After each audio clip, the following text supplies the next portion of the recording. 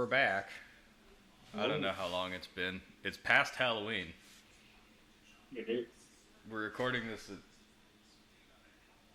6 p.m. on Veterans Day, Pacific Standard Time. It has been a while. I think. I don't know. Feels like it's been a while. It hasn't been a while since we talked, but it's been a while since we podcasted. True. True. Yeah. So, you got the RX-7 up and running and drove it around a little bit? Yeah. Uh, um, Nothing really. I mean, sold the GTO. Brother, it's been a process because previous owners really messed it up. So he's working on that. I'm kind of waiting to talk online about that. Done. So that'll take a little bit. And then we've got NA Miata. That's pretty much stock besides aftermarket rims that the previous owner put on. Do you have any photos to share with our viewers? Uh, Somewhere. And I can share the Facebook profile thing I sent yesterday. You could go through the media you've sent me in the past couple days to get the video of the RX-7 running and stuff. Yeah. Don't mind me, I've got Jack in the Box garbage. I gotta hide. That's figured out. So I don't want anyone to know I eat. that's fair, I guess. Oh. Um, Where's Spring? Jack in the Box isn't a sponsor, although I wish they were. So, yeah, there's the NA Miata with aftermarket free. Oh yeah. Other than that, it's pretty much bone stock. Has the OEM hard top with Which is nice. If you're gonna get a a Miata, bar. get one with a hard top. That way, Yeah. when it rains and stuff, it's nice to have a hard also top. it's also good for the highway. Gets Yeah. rid of a lot of the collisions. But yeah, other than that, the only thing really aftermarket is there's a head unit that, and then this little bar, but they're both fine. But yeah, the RX-7, as you can see by the temp tags there, it is road legal now. Was a lot cheaper than I expected because That's always good. the sales and use tax, which is about 5% of the car value, I didn't have to pay because I've owned the car since 2021, and if you own it for longer than a year, you pay that. That's very cool. So, um, we tried starting it up 2 weeks ago, and then it didn't want to turn over. Thought it might be battery and starter, but we ended up one of the guys that I met at my Miata club ended up coming over with a battery starter and tripped it and fired right up. Cool. Spit out a lot of gunk out of the exhaust. That's to be expected. Yeah. After running for about a few minutes, then it went. I mean, everything carbons up when it sits.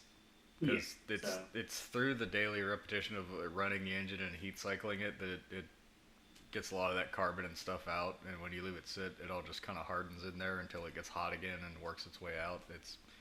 Yeah, yeah. it's not good to leave a car sit. That's what I'm letting the viewers know. I'm not saying you did that like by choice. You shipped it around the world, so I mean, Yeah, it went and did a journey. yeah. But yeah, it's now road legal. I took it out yesterday. It definitely accelerates very well. It kind of fun, even though it's weird driving right-hand drive American roads. But honestly, something you get used to pretty easy. The shifting is the same. First is top left, reverse is bottom right. Yeah, it's the only really thing that really changes besides that is the turn signal and windshield wipers stocks swapped. Just so that way, if you're shifting, you can still do your turn. Yeah, I imagine it would take a minute or two to get used to, but then after that, it wouldn't be too bad. Yeah, it's other than that, it's easy. Yeah, I'm runs glad. great. Hope I'm gonna try and take it to Angel Motorsports tomorrow to get all the fluids done, just because I just don't feel like doing it. It's a pain in the ass Yeah. to do, just because Well, over there, it if it's is. anything like it is here right now, it's also like in the 40 to 50 degree range Fahrenheit, and It, it's probably rainy and wet. no, it's actually been pretty nice here. It's been I'm like so six, jealous. It's been like like mid 50 sixties. degrees and raining every fucking day here for like a month now. I'm like, oh, I hate this. Yeah, no, it's been pretty nice here. It's great for the Miata. Doesn't really retain heat the best, even with the hardtop. Hmm. But yeah, Well, as long it's as the gonna heater go. works and puts out heat, Yeah, hey, yeah. Really, the only thing is that battery in the Miata is so small. It's basically a go kart battery that when you turn the AC on and you go to uh, it puts more drain on it. When you try and start it in first, if you have the AC on, it can actually drop it down to the like 500 RPM, where it starts to wants to stutter. ah, So I just, in that case, just turn the AC off for a few seconds. That way I can get a start and then turn it back.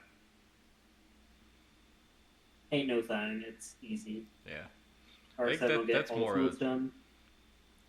like just the engine being so small and so low power that running the AC puts such a drag on it that it wants to stall at low RPM. That's crazy. Yeah, yeah. I mean, it's a 1.6, Yeah.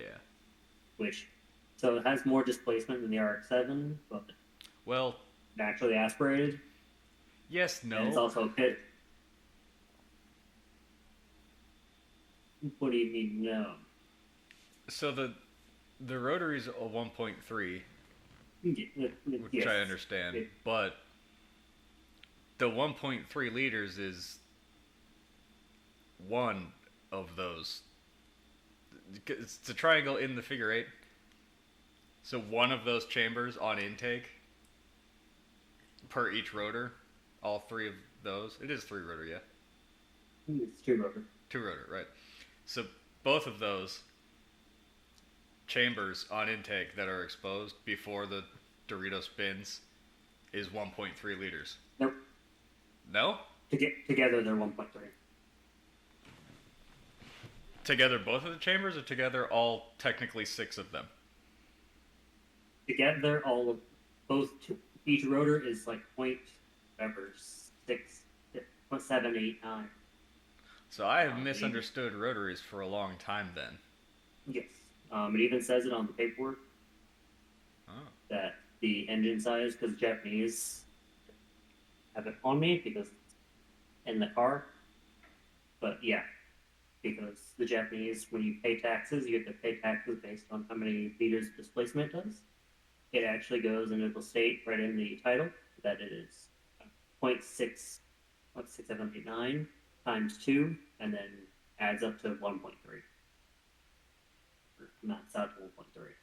Man, So 0.67.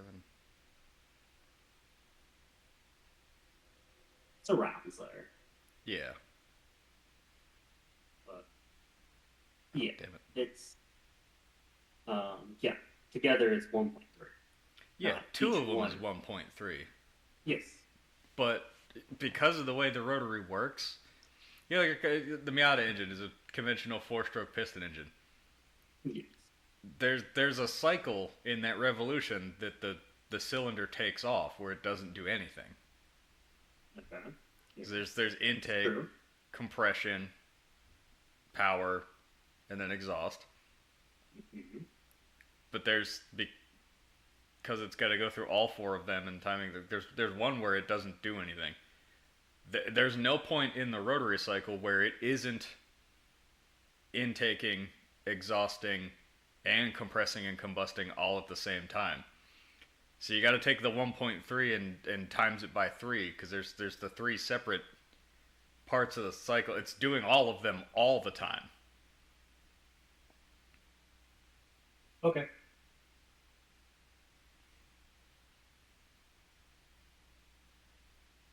I believe I'm correct in saying that. I need a visual aid. Good.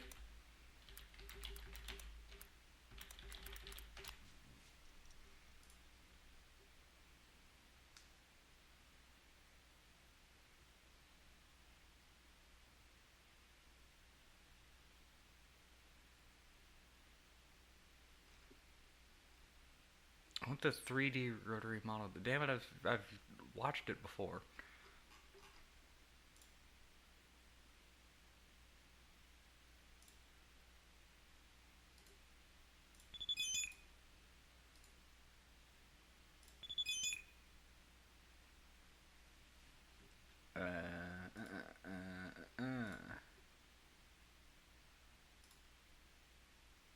Right, so here, granted, this is without anything in it. This is simplified, but this is a rotor in the housing. Yes. You see how no matter where the rotor is spun, there's 3 separate chambers there? Yeah. Well, if this is your intake chamber where your valves are, it's intaking all the time, even when it's combusting over here and exhausting over here.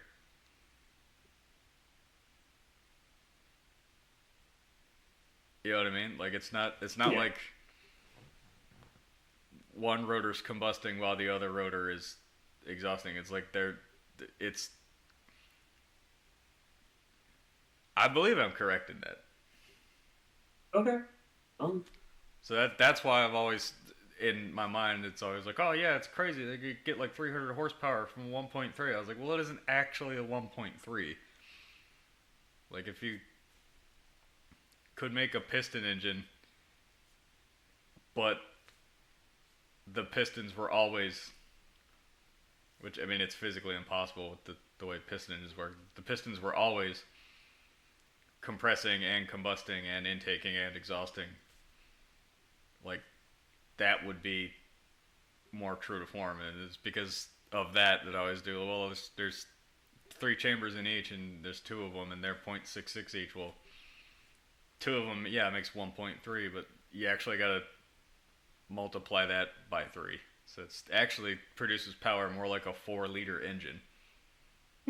Granted, it doesn't make torque because there isn't the same kind of reciprocal torque transfer from a rotary as there is with a piston engine on a crankshaft. It doesn't torque load the same way, which is why rotaries don't really make any torque.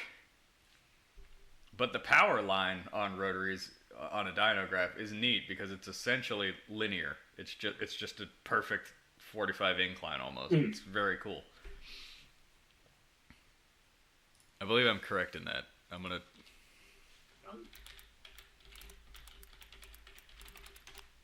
Rotary displacement.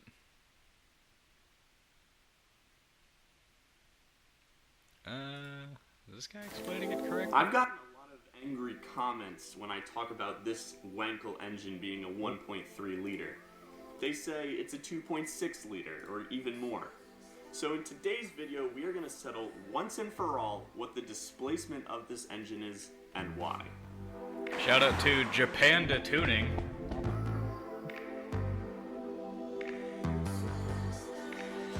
I love these rotary engines, but their displacement is sort of up for debate. So this video, we're going to get all mathy and engineering. So if you love math and engineering, this video is for you. Sometimes I love engineering. Most of the time I don't love math. Can you hear this? In a typical piston engine, Yeah. the displacement is based off of the swept volume of the piston. If we have this swept volume here shown in red equaling 1 liter, and we have an engine with 2 cylinders, the total displacement would be multiplied by 2 to have a 2 liter engine. Now this same concept applies to rotary engines. So there are 3 parameters which describe the displacement of a rotary engine. The first one is the rotor center to tip distance, that is known as R, and that is 105 millimeters on these Wankel engines. The second one is eccentricity, and that is given E, which is the offset between the center of the lobe, which goes in this rotor, and the center of the crankshaft, and that offset distance is 15 millimeters on a Wankel engine. The final one is the width of the rotor housing, That's given as B, and that is 80 millimeters. Why are people saying this is a 2.6 liter instead? Now we enter the world of thermodynamics. The ideal thermodynamic cycle for a gasoline or spark ignition engine is known as the Otto cycle. The Otto cycle is most easily visualized on a pressure volume diagram, which oscillates between top dead center and bottom dead center. There are 4 states in the ideal Otto cycle labeled 1 through 4, with an additional state 0 to represent the intake and exhaust. I could talk about this cycle for a very long time, but it's kind of beyond the scope of this video. So if you're really interested in learning more about the Otto cycle, you can look it up on Wikipedia and read all about it. In a 4-cycle piston engine, the crankshaft rotates 2 full rotations during a complete thermodynamic cycle as shown. Now if we look at a rotary engine completing the Otto cycle, 3 full thermodynamic cycles are completed with 1 full rotation of the rotor on each of the 3 faces. The eccentric shaft rotates 3 times the rate of the rotor, so we are left with 3 full thermodynamic cycles completed in 3 crankshaft rotations, resulting in 1 thermodynamic cycle completed in 1 full rotation of the crankshaft. So in comparing a piston engine to a rotary engine, some people double the displacement to compensate for this. Makes some more sense, right? But not all piston engines are 4-cycle engines. What about a 2-cycle engine? If we look at the Otto cycle for a 2-stroke engine, we can see that in a single full crankshaft rotation, a full thermodynamic cycle is completed. Now this is far more comparable to the Wankel engine, which is why in the past I've talked about rotary engines as being closer to a 2-stroke than a 4-stroke engine. Now that's a lot of information. So let's summarize. In a single rotor Wankel engine, it has a stroke volume of 654 cc's. We multiply that by 2 for the 2 rotors, we get a total of 1.3 liters. So that's the total stroke volume. In a piston engine, the stroke volume is measured as the displacement. So we'd say that the displacement is 1.3 liters like Mazda does. However, a 4-stroke engine, a full thermodynamic cycle is 2 rotations of the crankshaft. In a Wankel engine, it happens in only 1 rotation, which is why a lot of people will multiply that number again by 2 to get 2.6 liters. However, in a 2-stroke engine, a full thermodynamic process is completed in 1 revolution of the crankshaft. So that's like a Wankel. And it doesn't matter whether you're measuring the displacement of a 4-cycle versus a 2-cycle engine, it's always based on stroke volume. So for that reason, I'm still inclined to call this a 1.3 liter engine. But that's just my opinion, I guess. I would love to hear your other thoughts and opinions in the comments below. And if you disagree with my argument, put it in the comments below. Yeah. Yeah, that's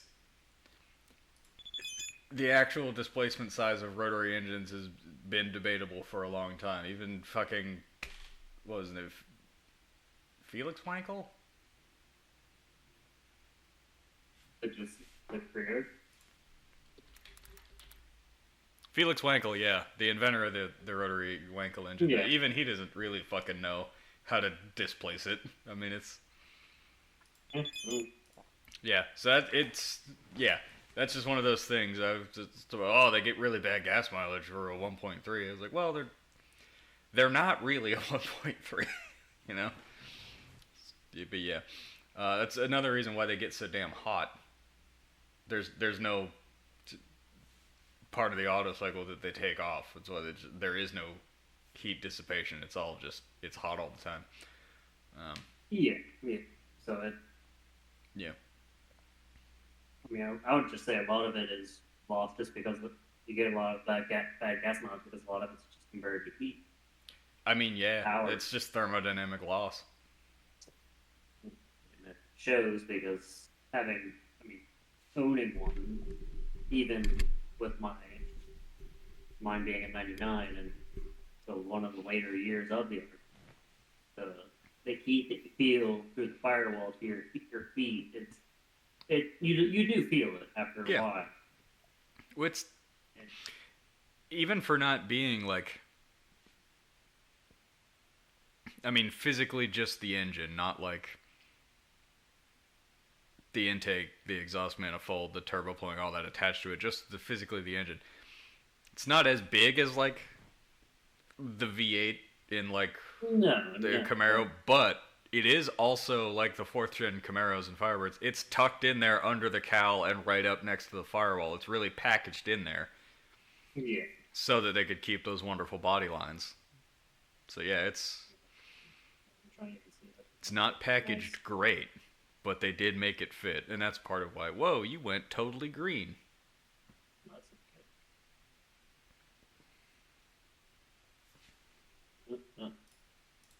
okay. Come on. Weird. Huh?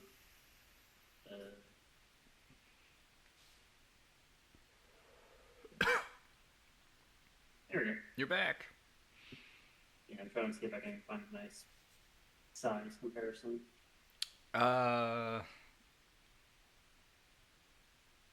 Yeah, I don't know if there's a good like picture on the internet of just like I don't know One- Chevy small block next to an undressed 2-rotor.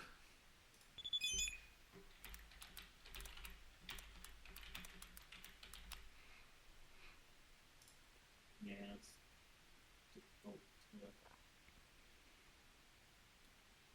difficult to find them. Yeah.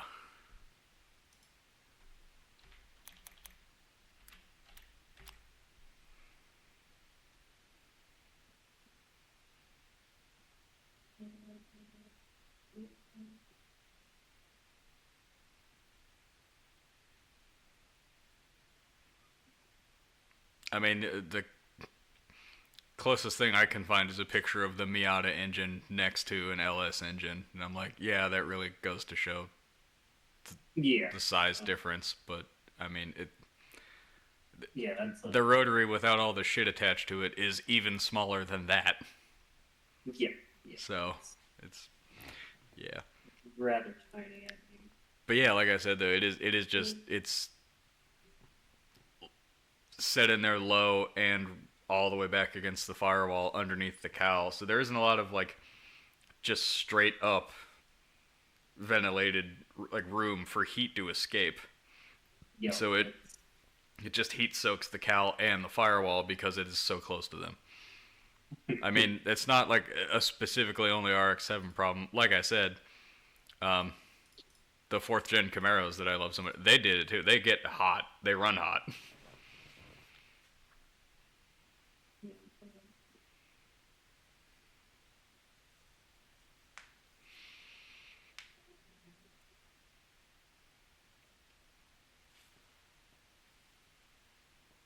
Yeah, it's a. That's. Oh, that's it. I'm pulling stuff. That's that's pretty good.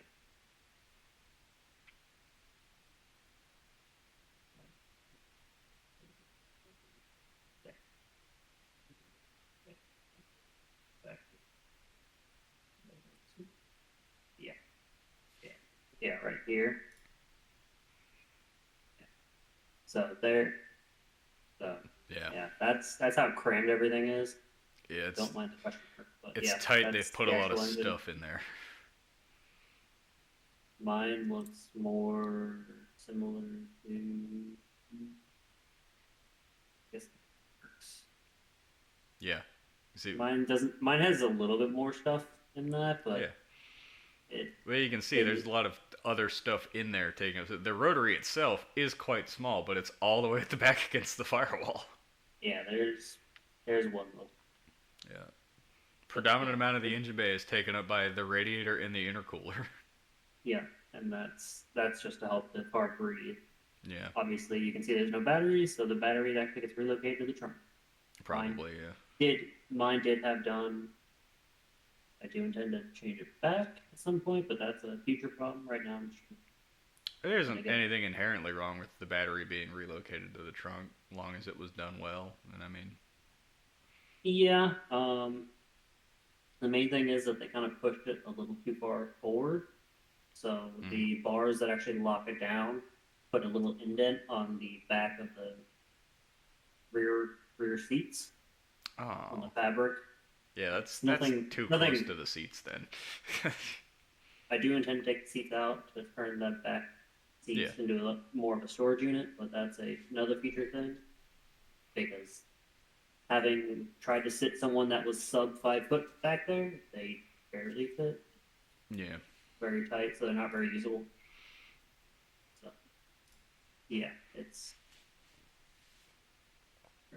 So they're not very usable. And Yeah, frankly, don't much really, like the back seats for any American in Camaros and Firebirds, like nobody can actually sit back there. They're there for Yeah. insurance reasons. Yeah, so it's. I will get rid of them at some point just because also the fake leather that they used on them is tearing in mine, Yeah. and yeah. So, but that's a future problem. That's another thing to take care of. Kind of in the future, because the Miata, besides one of the headlights not raising when I push the button, so I had to raise it manually, doesn't have any other issues. So, That could be the relay on the headlight motor. I believe they work Yeah. the same way all the GM pop-ups do. 3 headlight Okay. relays. yeah, so, I don't know. I'll get the Miata guy to kind of look at it at some point. Yeah. Not He ought to be GM. able to figure out what he's a Miata specialist, so. Yeah, he's owned plenty of them. But it's nothing right now I'm really that worried about. We're gonna save money and take a trip to Germany. Well, I'm just waiting on the military to say yep and prove it on all levels, but because I'm part of such a big command now, it is a lot more people it has to go through. So, yeah, it's just kind of waiting. Yeah. You'll. Dark 7 is gonna got registered as an antique because I don't pen daily like I did in Japan. I don't need. I can have more than one car now. Yeah. Collector plates. Yo, Also, as far as I know, no one from any regulatory body of any kind has ever actually verified mileage on collector plates. Because why would they? yeah. So, I mean, I don't pen it daily. I still tend to drive it like once a week, and it's really just a car shows, Yeah. just because it has gotten a lot of thumbs up and happy faces from people. Yeah. So, but yeah, that's pretty much all I got. Those 2 cars, I built the Concorde in the back, fun. Built Can't, a Lego now I bonsai can kind of tree. see it. Hmm? Lego Concorde? Yeah, it's the big plane. The Droops with the new. nose wheel. Yeah, Concorde was cool, it just wasn't economically viable. the windows were about the size of your hand, so you really could only see a limited amount. Yeah. Couldn't fit a lot of people in there, so it's really just a thing for the rich. But now every rich person has their own plane, so it kind of defeated the purpose. Yeah. I mean, the biggest thing was it pretty much only ran New York to London when Yeah. a lot more global business was done, mostly between those 2 cities, and that just isn't really the case anymore. And also, Yeah. I mean, what with the advent of the internet coming on like it did, like you don't really need to go from London to New York in under 6 hours anymore. So No, there's no big rush like there was then.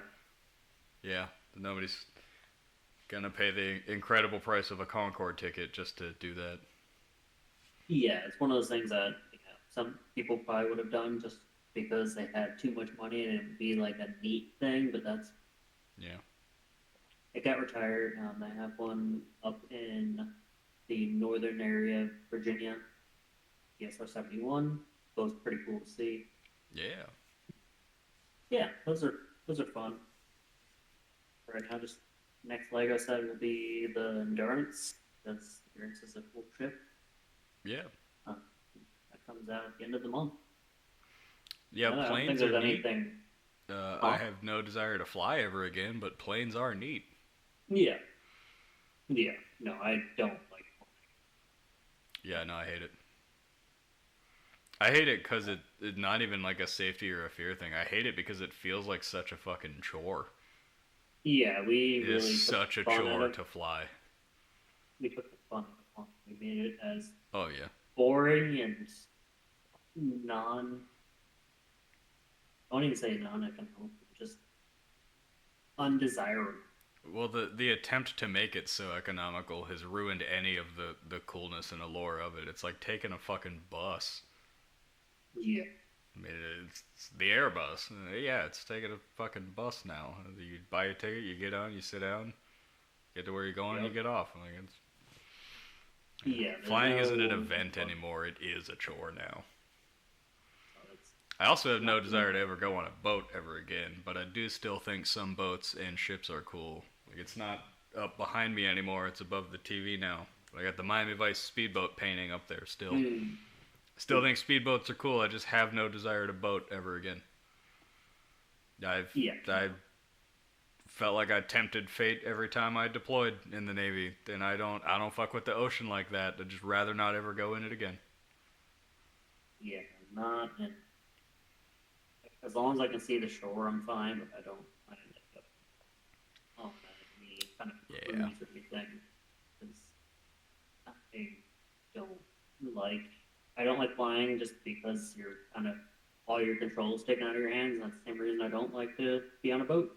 The controls taken out of your hands. You're leaving Yeah. your fate to someone else's. I do much prefer driving because I have so much.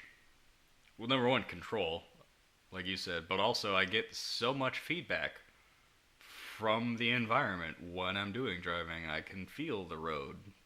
You know, I can feel the car. I know what everything's. Pretty much know what everything's doing, just based on touch and sight, and like that's nice. I enjoy Yeah, that. it's- I wouldn't enjoy that if the ground moved, much like the ocean does in a boat, or if I could feel nothing because there wasn't anything below me, like when you're in a plane. It's not fun. Yeah. I just don't. And most public transportation, everything that we do, we've kind of taken a lot of. I don't hate trains. I would train just as- somewhere. Yeah, we just don't have the infrastructure like We used to, though. we used to. But Believe it or not, in like 19, I want to say the teens or the 20s maybe. You could take interurban, like trolley car, subway car transport on different networks all the way from like Cleveland to Cincinnati. That's entirely across Ohio without ever using a car or like not taking a train. We had the network. It was there. A lot of it was electrified. And then capitalism was like, nah. So now you can't take a fucking train anywhere to anywhere in this country, basically, unless it's Amtrak. yeah, Amtrak's really the That's it. one anymore. Like the only passenger trains, the Amtrak. Yeah, it's a big shame just because. We I took think- trains goddamn everywhere in Japan and Korea. Yeah. Oh yeah, that's the thing is because even a lot of European countries have a lot better train network. It's one of the things that really keeps people from needing to own a car, which would be great for the U.S. because Well, so a too lot many of people- big cities, yeah, it would. I think the only big city in America you can get away with not owning a car in is New York, because Mhm. traffic doesn't fucking move there anyway. So I mean, Yeah, it's a unfortunate thing, and that America really does dictate that you need a car. we have built this country to the automobile, yeah. Which I like cars. I'm kind of okay with that, but you know, Yeah, I just wish that there wasn't as many people on the road because I do too. Because then there would be a lot more open road for people like you and me who do not view driving as a chore and do actually thoroughly enjoy driving and would like the roads to be less crowded, so we could. yeah, it's because for me, I much prefer driving to Pennsylvania to go visit my family than flying, even though it probably is cheaper as well. Just because I like driving. I don't know if it'd be cheaper. It would be less of a headache, though. But Yeah. I'm with you on that. Between Ohio and North Carolina, I drove. I preferred to drive. At the time, I had never flown, so there's that.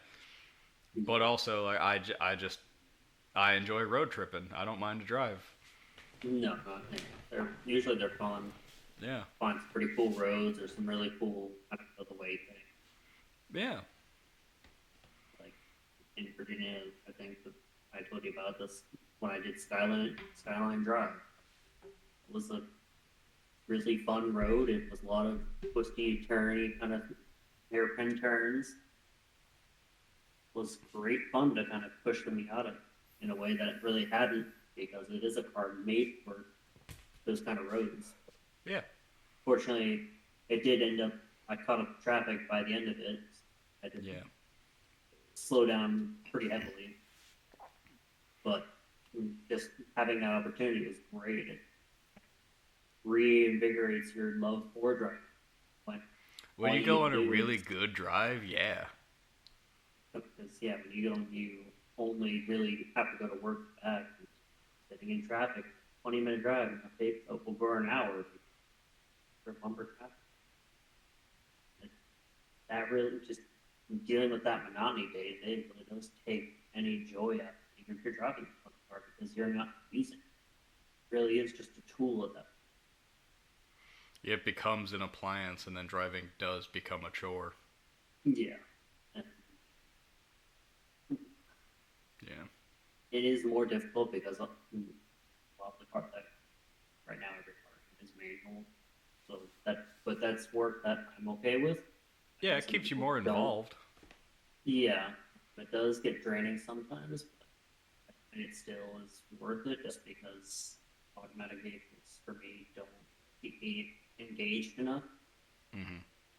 So that highway hypnosis that a lot of people that actually got that term coined happens, especially to me, it happens a lot more frequently if I drive another car. And I don't like that because I have control, but I don't have control of myself.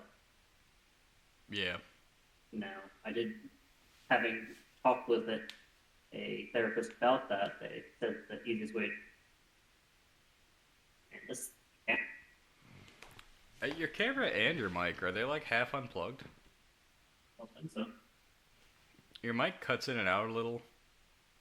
That might also be just the volume you're talking with. Yeah, I mean, I'm naturally not, I try not to do loud. There we go. That's weird. It's glitching out every so often. But yeah, he had said that the best way to kind of deal with pilot hypnosis is to kind of count numbers. Just not aloud, but just in your head will keep you engaged. So Yeah, keep a metronome. yeah, just something to kind of keep you focused. Yeah, hopefully that'll help somebody. I mean, helps me sometimes. I mean, on long Thankfully- drives, hell, I'll listen to a podcast while driving. Just, through Yeah. Bluetooth and the YouTubes. Just put a podcast on. That keeps me engaged really well. But I've never had that problem. I don't feel like I could fall asleep driving. No, I don't fall. I'm- I don't I'm- fall asleep while driving. It's just I get distracted. No. Yeah. I don't know. I think just The only- the way I approach driving, that never happens to me because I'm always so focused on the task of driving that I don't. Yeah. Yeah, I mean, I've only started to fall asleep once, and that was on one of my many road trips from Pennsylvania to Nevada. A time when it was me, my mother, my father, and my sister in a Chevy Silverado, but it was manual, so only me, my mother, and father could drive because my sister does not know how to drive manual. Yeah. And to stay on the road, we constantly just kept swapping drivers. It was getting to the point where we should have swapped, but everybody kind of just forgot about the swapping, so I kept driving a lot longer than I should have. I driven through the night, and it was starting to get early morning. started getting drowsy and kind of got smacked awake, and I was like, all right, yeah, we gotta pull over. That's the only time, and that was just because if we I think we had just crossed Colorado, and we had just gotten over the mountain. There's a lot of nothing out there in the Midwest for nobody who's ever driven through it. There's a lot of nothing out there. So highway hypnosis is definitely more Yeah. is easier Yeah. because there is nothing. Even driving a manual car when you're on the highway, you're not shifting gears too often, especially in that Colorado area, because there's no traffic. So you're just constantly just going. Yeah. And I mean, so there's. we only stopped for gas and food, and that was it. Yeah. So if we weren't stopped, if we didn't need gas or food, we didn't stop. So Yeah, making time. constantly moving. Oh, we made great time. Yeah. That's like a. It just When I came back here from my ill-attempted move to Colorado, it's so dumb. Well, I left it. I left there at like midnight, and I immediately got on 70, and then it was interstate all the way back here. I took 70 to something and diagonal Utah, and then into Washington. But it was I'm plugging my camera. You're over. all right. You can keep talking. You can keep talking. It's fine. I can hear you.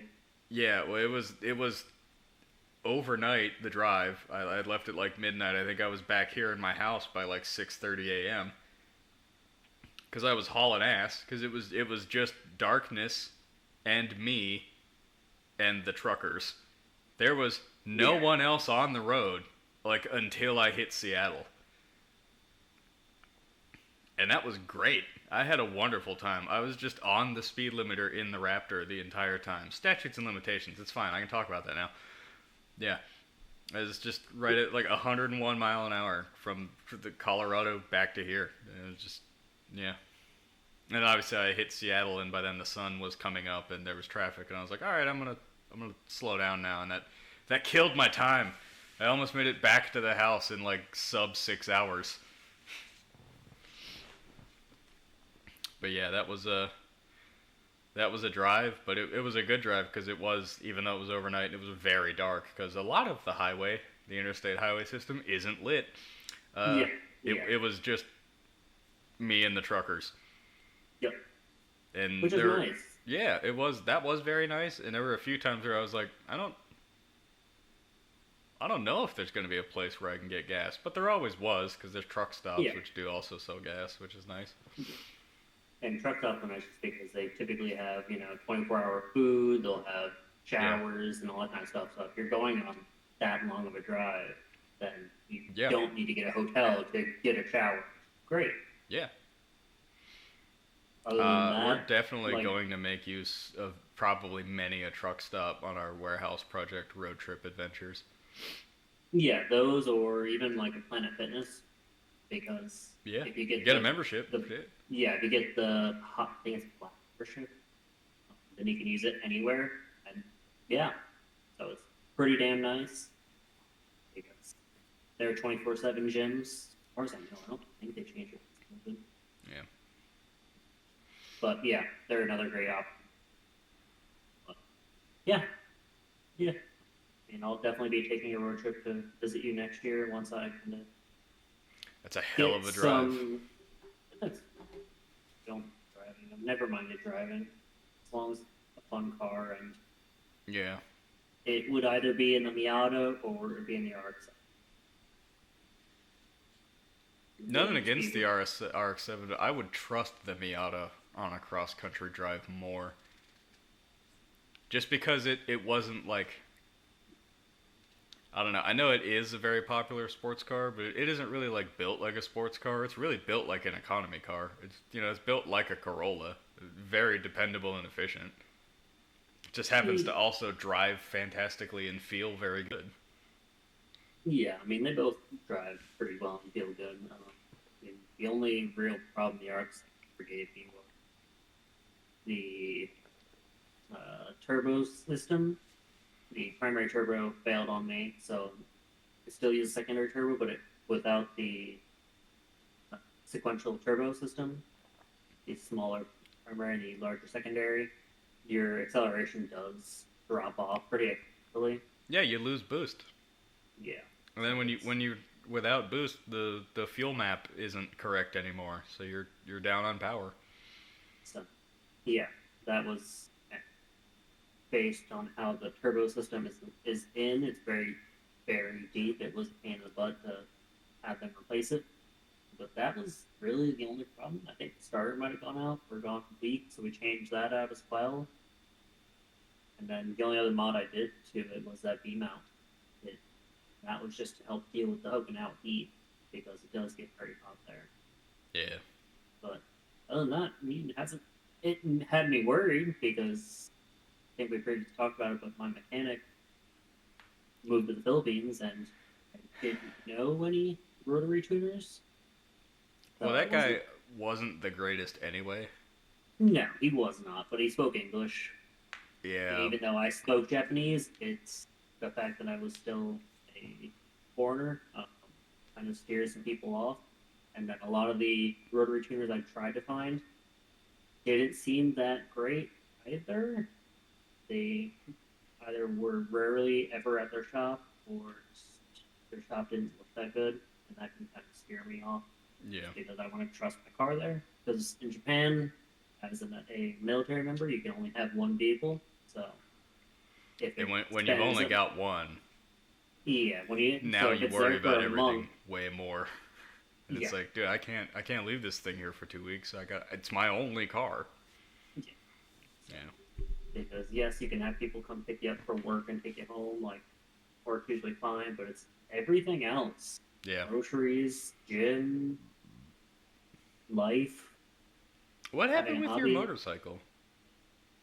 Oh, I ended up scrapping that because the motorcycle, though, the guy I bought it from, he took it to a shop, and instead of test driving or anything, they were just like, "Yep, looks good," and then they trailered it to where my class was, and then it wouldn't turn on. So they trailered it away, and they were like, "Well, we're gonna have to tear apart the whole engine. It'll cost like $1,500,000." And I paid Again, sounds like like a I terrible, paid like $1,000. a terrible shop, and I hate so much that you've had so many run-ins with just terrible shops. Yeah. Because I am supposed to be your mechanic, and if I were there, you wouldn't have the need for these terrible shops. Unfortunately. But yeah, so I ended up telling him, you know what, just don't worry about the bill. I'll sign the motorcycle over to you, and I ended up getting my money back from the guy I bought it from because he didn't realize it was that bad. Yeah. So yeah, I'll get a motorcycle eventually. That's not alright. Got 2 fun cars. Yeah.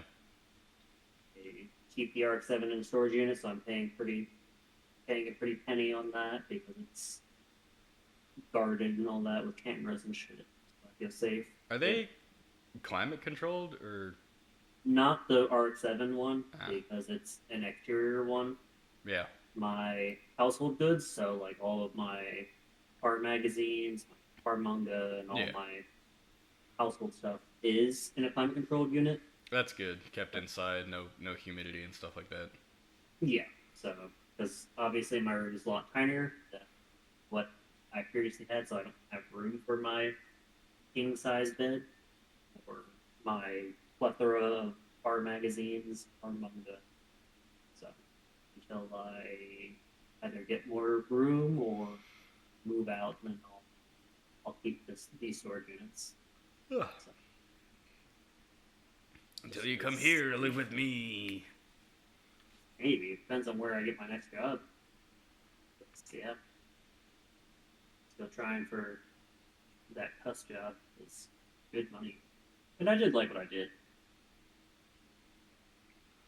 I don't think I liked what we did that much. I just kind of liked that I was good at it. That's fair. That's fair. Yeah, but I'm not the greatest at it.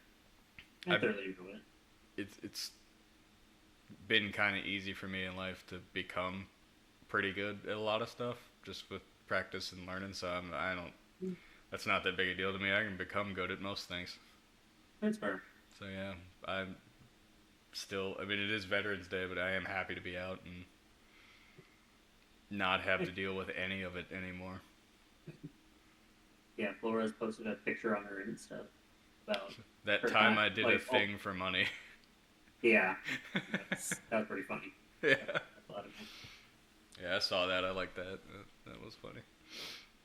Yeah, no, I'll be thankful to get out 9, 10 months, depending on how long the med board process takes.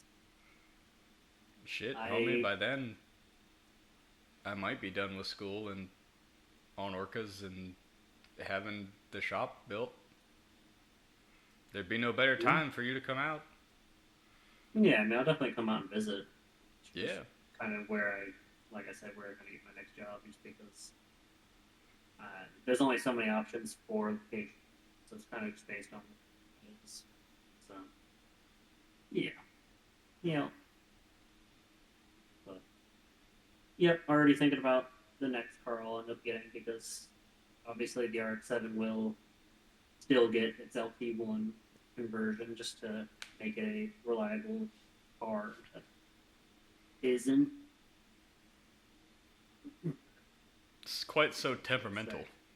Yeah, that's really the best way to put it. Yeah. And if anything does go wrong, it doesn't become a whole. It's not an It's a ordeal unique because it's process. a very unique drivetrain. Yeah. And for people that do like rotaries, it's finding a good shop, even in America, is difficult because a lot of people will take advantage Mm-hmm. of others, and so you'll end up sending your car to them. And they'll keep taking payments, and then they'll never do work on it. They'll give you your car back in probably worse shape than you gave it to them. Yeah, it's an unfortunate thing, so you gotta really be careful.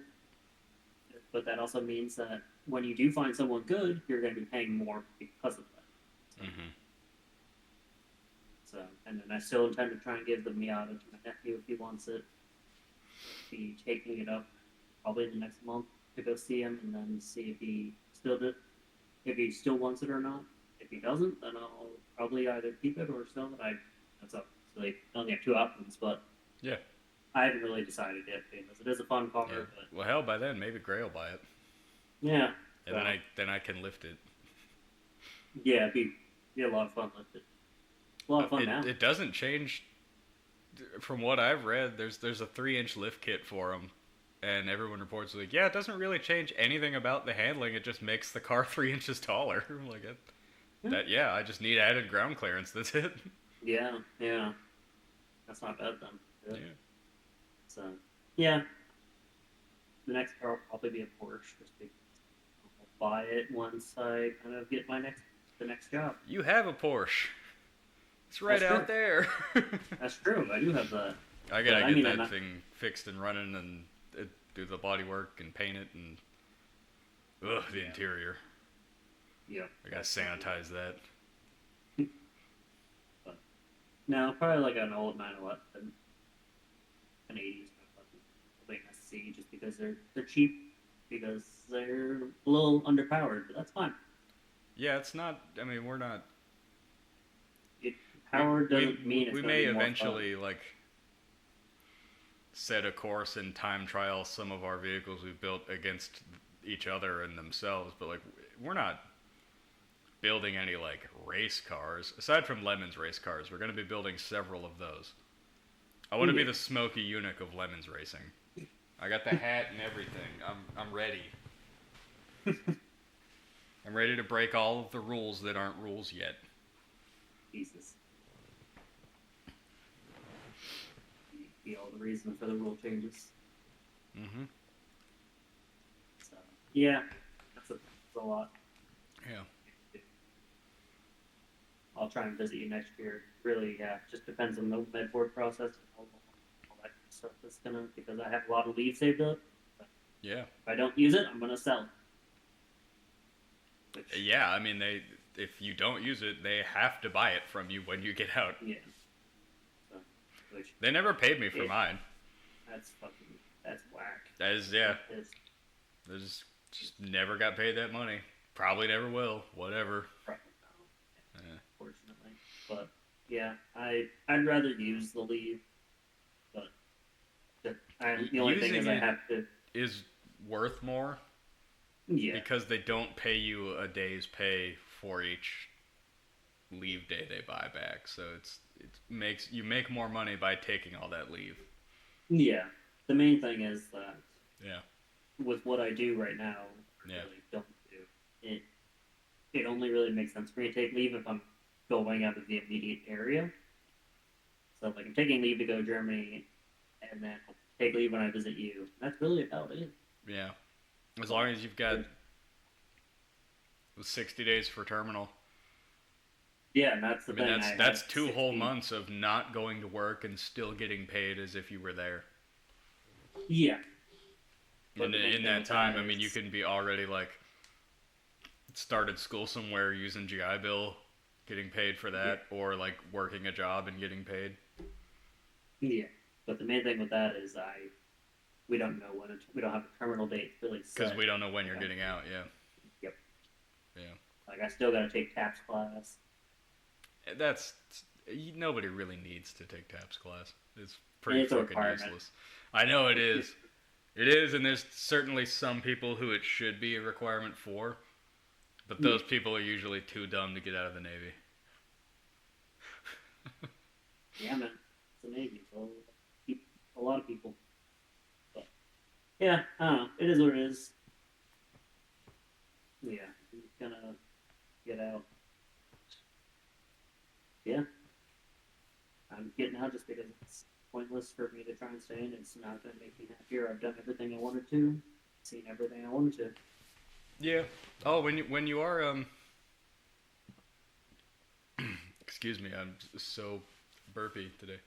When you are talking to your VA people and your lawyer and stuff, bring up the BDD program, benefits at date of discharge. That way, everything you do eventually file and claim, it gets backdated to the day you get out, not like the day it gets filed or whatever. Because I did that when I got out, and my first disability check was like a 2-month backdated check, so it was like they just like cut me a $6,000.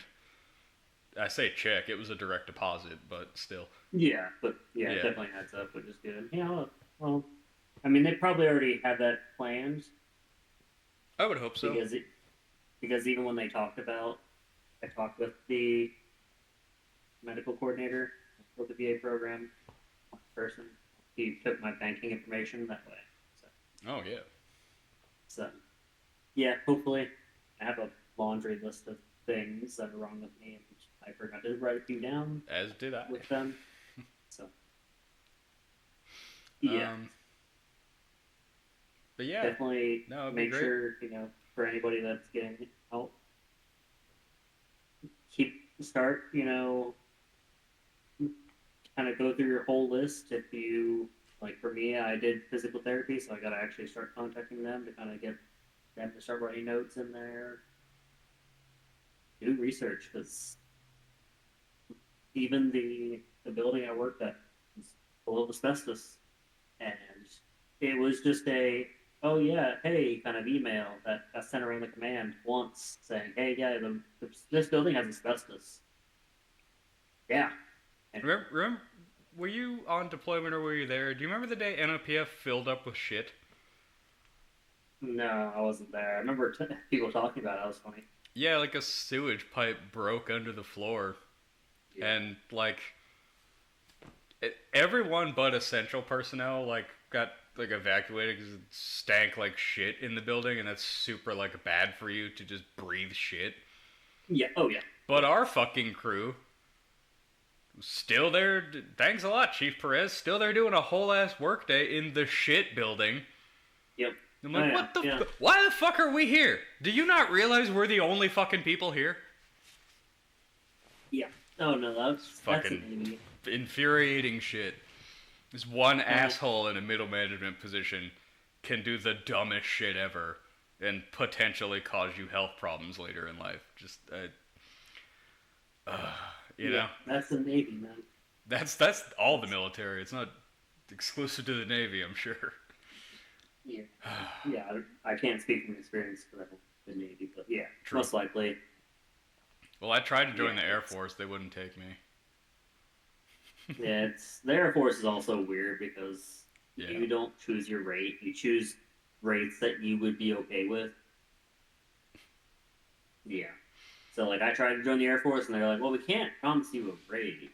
But what we can do is if you list out like I think it was like 10 rates they want, Mhm. or not choose from, but choose, and then rate them 1 to 10 out of how much I want to do it, and whatever the Air Force needed most, starting from 1 down, they would figure out, okay, well he wants this one, but we don't need this, so then they keep going down the list and all that, Yeah, and it's then funny. whatever they, We don't need any of what you want to be. So yeah, you're gonna be a gate so guard. Fuck. yeah, so that was the whole reason I didn't end up doing it because I was like, I want to literally choose what I want to do. Yeah, I'd rather not leave my fate in someone else's hands ever in my life if I can help it. So yeah, that was the reason I ended up not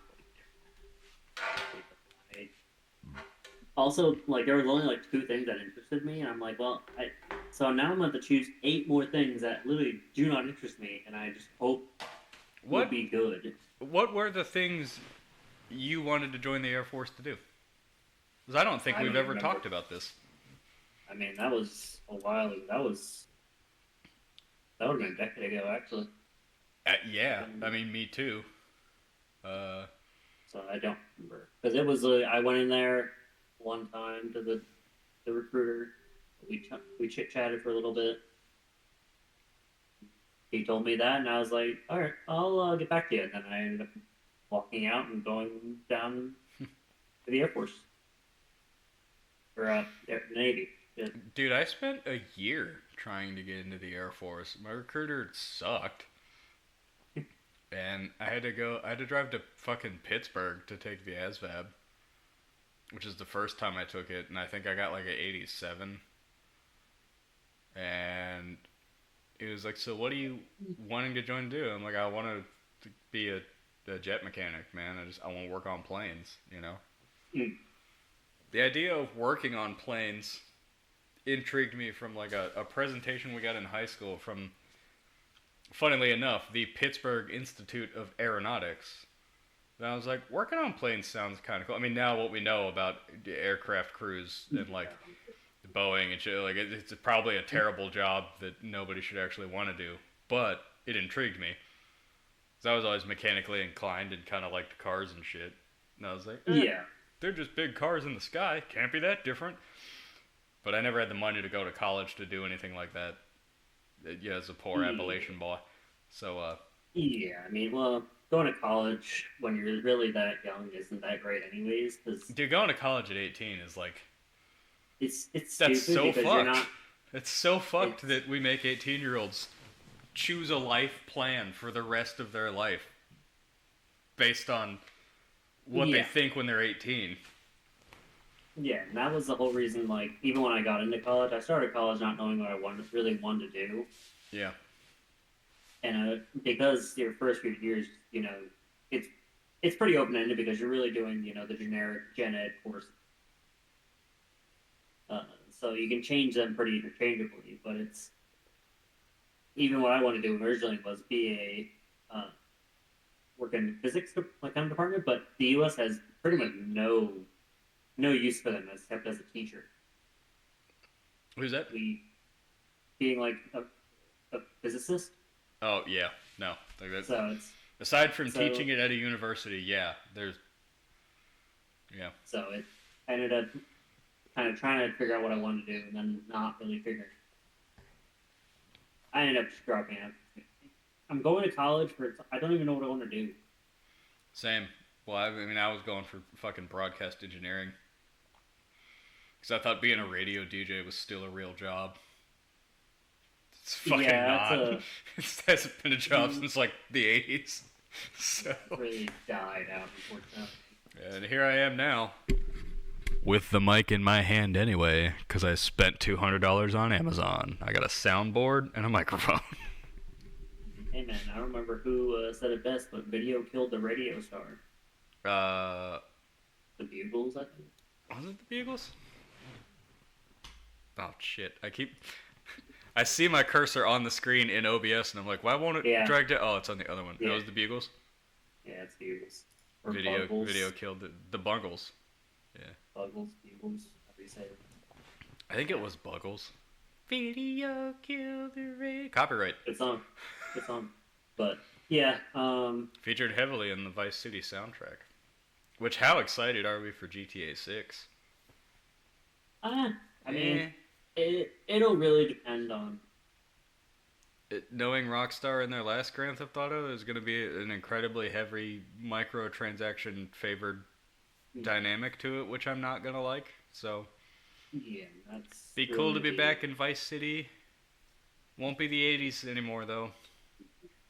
That's the other thing is. I just. Yeah. But, yeah, I mean, that's neat. Stalker 2 comes out in. I think like 9 days. 4 days? Yeah. 15th? Unless they pushed it back again.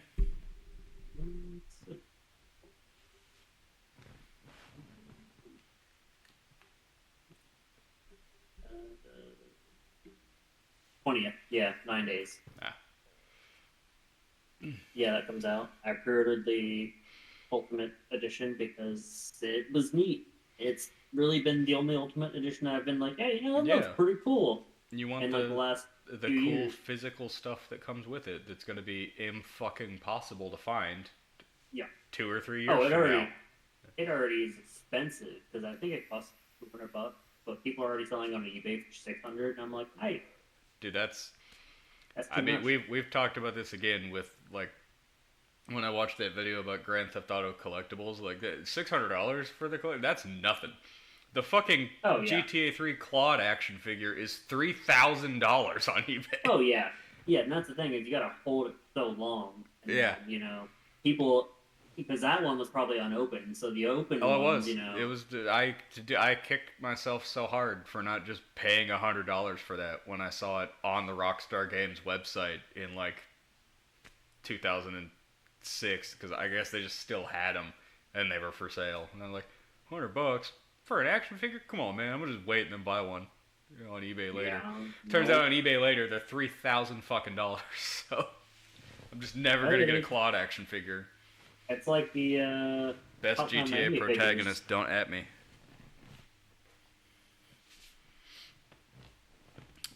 for the Hotline Miami figures. Yeah, they're about $300. Well, what's cool about that is with stuff that's a recent cultural centerpiece like that got popular very recently, like Hotline Miami. There's like people on Etsy like 3D printing and painting like and selling like figures and stuff like that. Fucking nobody's making a GTA 3 Claude figure on Etsy. Yeah, You know? I mean, you could probably That game's long and away forgotten because it came out in 2000. 2001. Ooh, God, yeah, they're really. I think it was behind. 2001. Yeah. If you don't mind it being pre-owned, you can get it for $1,000. I'm not paying $1,000 for an action figure. Yeah, that's true. That's a pretty hard pill to swallow. Yeah. And I'm not going to swallow it. Yeah, that's. I'll buy a G.I. Joe and make the damn outfit myself. Yeah. Yeah. Shit, no. the G.I. Joe will come with different guns and shit too anyway. I mean, it's fucking, what the fuck? I can get somebody to 3D print me a Claude head. Yeah, probably be a lot easier. Yeah, it does. Fuck. I'm entirely too resourceful to pay an extreme amount of money for something I could just make myself.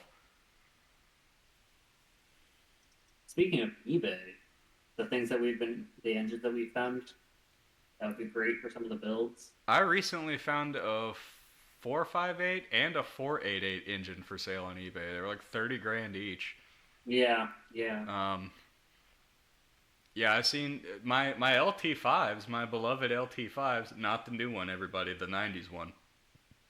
They've come down in price. They're not like a $25,000 That's engine good. anymore. They're like 10 now. Oh, damn. I mean, for like That's brand a new lot looking, better. for like new old stock, brand new looking crate engines that have like never been Yeah. off the pallet, they're like $10,000. I'm like, oh fuck yeah, it's exactly what I want. Yeah, that's. That's still a lot of money for an engine, but I mean, it's not. I but- can't replicate that engine with other engines. Like it has to be that one. It's unique. And that's the hard part of it, is that some shit is just can't replicate it. Yeah. No, moreover, what I've been looking at, not even the project car parts and engines and stuff. I've solely been looking at fucking number one, just older '90s diesel pickups to find another way to make cash after school is done, and I have a Kyle shop and things. I'd like to do some hot shotting, haul some stuff, so get a truck, get a trailer, and just start making money. A lot of old Cummins Rams and stuff, and then also I've been looking at old tow trucks because I've been thinking, what if I did repo work or like cut a deal with Copart to like haul trashed cars to their junkyards? It's like, well, you only need a wrecker for that. You don't need a flatbed, but there's still plenty of old cheap flatbeds out there. We found like 5 or 6 of them. They're all Fords though. I'm like, I don't want a Ford. The only Ford I really am okay with is my Raptor and like some Mustangs, but like I'm not like a Ford guy. I'm not an anything guy, despite my hoodie saying GM on it in like 4 places. I favor them because I know them the most, but I'm all right with most things. Yeah. There's very few brands I don't like anything with. Tesla, VW. So I think they have some neat concepts. There's no VW cars that I really like besides like the Phaeton, just because I think like the W12 Phaeton is a cool fucking thing. I think the V10 Touareg was a cool thing. I don't want either one of them because I know how complicated and ridiculous they are. I like that they exist though. I like the VR6 engine. I do not like any of the cars it came in. I will never be a front wheel drive car guy. I detest it as a platform. Pretty, but it wasn't. It's not very. The what? The Corrado. Yeah, the Corrado. It looks great. It's tragically let down by being a front wheel drive hatchback and not a rear wheel drive hatchback. Or they'd make it rear wheel drive and elongate it, a little bit, fix the proportions a little. A coupe. I don't know. It's one of those things that like the front wheel drive definitely kills the part of it. Like a lot of the Integra, like the Acura cars, like they're pretty neat. I don't know. Just being someone who enjoys driving and spirited driving and knows as much about driving as I do and the way to do it properly, I don't understand how anyone can own a front wheel drive car and call themselves a car enthusiast. That is a drivetrain counterintuitive to enjoyable automotive driving. I don't know. I mean, the Miata, the Mini Cooper, pretty fun, but that was. Yeah, and I mean, that was more like a less feedback giving Miata with a lot more power. Don't get me wrong, the front wheel drive has come a long way. Ford and like the RS Focuses and stuff have done really well to like get the differentials and things to make it seem like it's not a torque steery, pushy, understeery front wheel drive thing, even though it still is because it's front wheel drive. Yeah. But wouldn't have had to do millions of dollars of R&D to try to counteract that and do it if they just made the fucking thing rear wheel drive. I don't know why we just collectively as automobilia, just all the car companies collectively kind of just gave up on rear wheel drive in everything except sports cars and trucks in like the mid '80s. They're just like, nah, this is just easier. It's like, so many cars I really like, I can't own. Just tragically, they're front wheel drive. I intend to correct that on a few of them though. The Grand Prix from the early 90s, the Beretta, the Chevrolet Beretta, a car they had to stop making because Beretta sued them. There were a few others in there. Yeah, I mean, even I have a few. The list is extensive. We'll just say that. but it's just a lot of work to change them. Most of the time, it's not really worth it. It's worth it to me. It'll be worth it to our Yeah. viewers to watch us do it. I mean, it'll be... Yeah, I guess, but I don't know. It's just it is a lot of work. Yeah. It is a lot of work, but when that work is the only thing I'm doing, though, I mean, That's true. That's true. yeah. Right now, we have quite a bit of projects. Well, more you have a lot of projects. I have 3, and also my Raptor is trying to make itself a project, and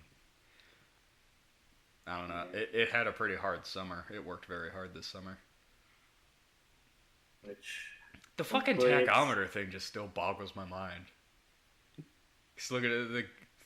For anybody who doesn't know, in the gauge cluster of the Raptor, there's a big needle on the tachometer and a big needle on the speedometer, and there's little needles on everything else, all the gauges in between. But that part of the face of the gauge cluster isn't level; it's canted kind of backward, and the holes they like slot into there are like recessed. And somehow the needle on my tachometer not only popped off of the stepper motor in the gauge, but popped itself up and out of the recessed hole and is now sitting just in the bottom of the clear plastic around the gauge cluster. And I saw that it happened, and I looked at it and I went, "You gotta be fucking kidding me!" Not only did this happen, but also the second thought was, "How the fuck did this even happen? How did it get out?" yeah, that's Like, gonna if it had broken off the stepper motor, I would expect it to no longer move, but still be there. yeah. But yeah. it isn't. It's not even on there anymore. It threw itself off of the motor, out of its recess, and into. I'm like, what? How did you do this? Itself. Yeah. Yeah, that's probably a pain in the ass, dude. I can't imagine It's, they really come apart. It's like 6 screws to take the gauge cluster out. I don't know if it comes apart enough that I can take the clear plastic off to put it back on. If it can't, what I'm going to do is probably use a gasket scraper and a heat gun to try to separate the clear plastic from the adhesive plastic it's stuck glue, to. Yeah. And then once I fix it, I'm just going to glue it back together and then back in there. But I've got like 5 pieces of plastic dash trim to get out of the way before I can take the cluster out.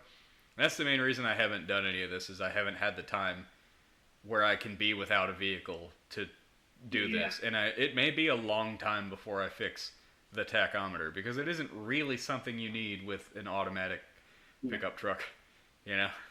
As long as it still shifts normally and all that. Even in like manual mode, the fluid pressure overrides the commanded shift. So when it needs to go up a gear, it will. When it needs to go down a gear, it will. It'll protect itself, which is good. Yeah. But Yeah. the thing I do need to fix sooner rather than later, because it's annoying the hell out of me more than ever, is the door misalignment. The driver door misaligned itself at some point this summer, and now it doesn't seal all the way at the bottom corner of the door, so I hear the road and wind noise while I'm driving. I like hear it down here, and I'm like, what the? And I gotta like hold the door like this on the handle, and then a hand down here, and like slam it when I shut it to shut it all the way, so that it doesn't like get water in there or anything. And I'm like, I gotta figure this out like quick. But again, that's another thing I just haven't done.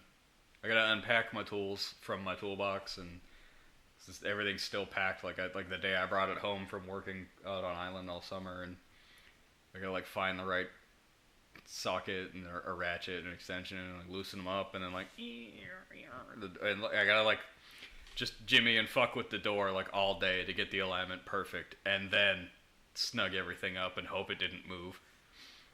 And then I probably should take the door latch out and like clean it and lube it up and put it back in, because maybe it's just that. I don't know. Some dirt got logged.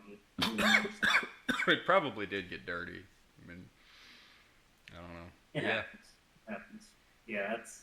I've talked at length in the previous podcast about what the Porsche needs and the Trans Am needs and the Fiero needs, and what they need more than anything is me to get up off my ass and start doing things to them.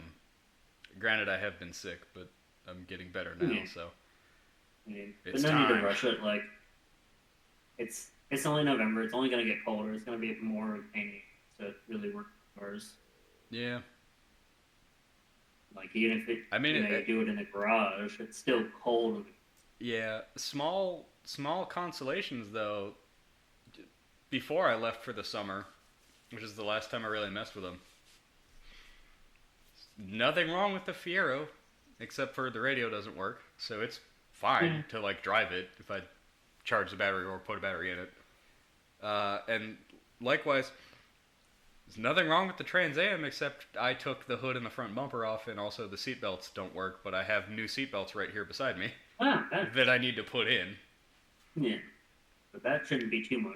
As long as No, the trim I gotta comes out. I gotta go to the parts store and buy a very specific Torx bit to take that bolt out, and then I'm gonna replace that bolt with a hex head bolt, To be more universal. so that I don't need to buy a T48 or whatever fucking size bolt holds GM seatbelts in. Thanks, GM. I mean, great. I get it. They didn't want you to fuck with them ever, but like, they're 40 years old now. I'm brand new reproductions. Like, I gotta put these in. Like, thanks for making the bolt a pain in the ass. So, yeah. And then I gotta get the hood on it, and I really should. I think that year correct 84 bumper that I bought from a junk is just too far gone. I think it's too fucked up. I think I need to just spend the considerable amount of money on a reproduction 84 front bumper cover for it, and just get one that it's good. It'll fit. I don't gotta heat it up and bend it and refiberglass parts of it. I can just buy one. It's hot in here all of a sudden. Probably because the heater's on. Do happen. What? It do happen. Do get hot. Yep.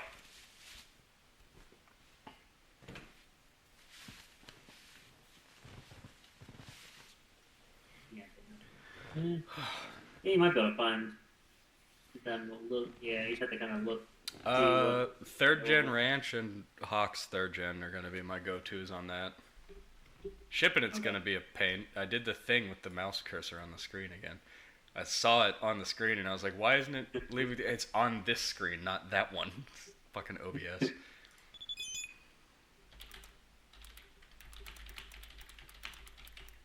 Yeah, because Hawks currently has it on as a Oh, waiting list. oh, they're less than I thought though. Yeah. Yeah, they're $200 not for Hawks, but it's waitlisted. Here's one from OER, $450, but it says they have it. And here's one on eBay for $300. The only problem is it's red, but hey, the hood is Yeah. orange, and everything's got to get painted black anyway. Yeah, that's the thing is, Yeah. they're doing it black, so that's easy kind of fix. Yeah, the whole car is going to be black. We've talked about the paint scheme for it before. Oh, hell, they Yeah. sell them on Summit. Damn, Yeah, you have options. yeah. I might just buy one right now. Okay, I have the money right now. that's fair. And it would help me get it along to, hey, I can throw it back together now, and then I can just drive the damn thing like to school and stuff, because it fucking runs fucking great. Mhm. Which is crazy because it shouldn't, because I've explained this before, computer controlled carburetor, computer controlled distributor, they work together. They removed the computer controlled carburetor and replaced it just with an Edelbrock. It's still a computer controlled distributor, but it runs perfectly, which makes me suspicious because it's not supposed to be that way. It's supposed to run like shit now. Why isn't it running like shit? Oh, Fuck it, man. Don't let the gift horse in the mouth. I won't. I bought a new distributor for it that isn't computer controlled. It's just a vacuum advance, but I haven't changed it because I was like, I don't want to fuck this up. It runs great. Yeah, You know. keep it, in your pocket kind of thing in case anything does happen. In stock. Estimated ship date 2 to 3 business days. That's not. It's not. How much is shipping though?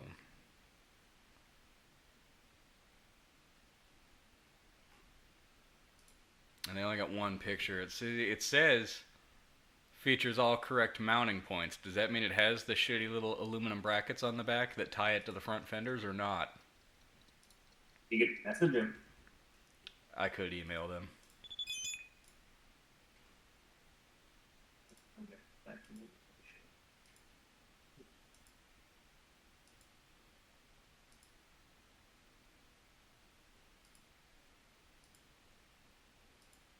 Yeah, I'm having already bought a used one from that guy for $100 and seeing the shit shape it's in. I'm not even gonna fuck around with a used one because it's Yeah, even this- if it's a good shape used one, it's still now 40-year-old fucking urethane plastic. It's gonna be shit. It's So Gonna yeah, be very rough. yeah.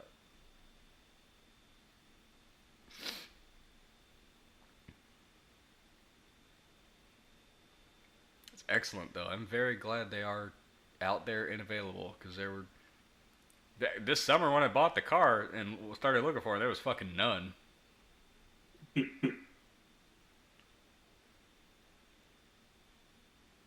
Yeah, it's parts and all that, like their availability changes with the weatherman sometimes. Like you get real fucking lucky.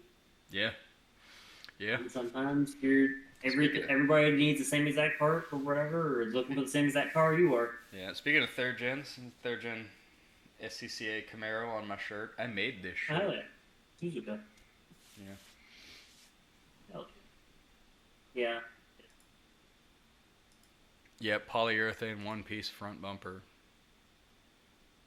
This website, $200 and says in stock, ships in 1 to 2 business days. KBDbodykits.com. Never heard of them, but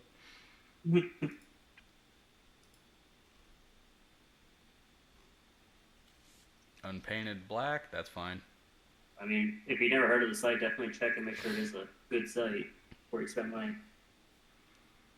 Do They like have a lot of site- actual real reviews on here. I know that because they're human misspelled, not AI misspelled. Yeah. Okay. Fair enough. It's crazy that we have to say that now, but we can Yeah. differentiate. This AI is being trained to be perfect. And Yeah. people are not less than. Yeah. Sorry, you can say it. People are dumb. Yeah.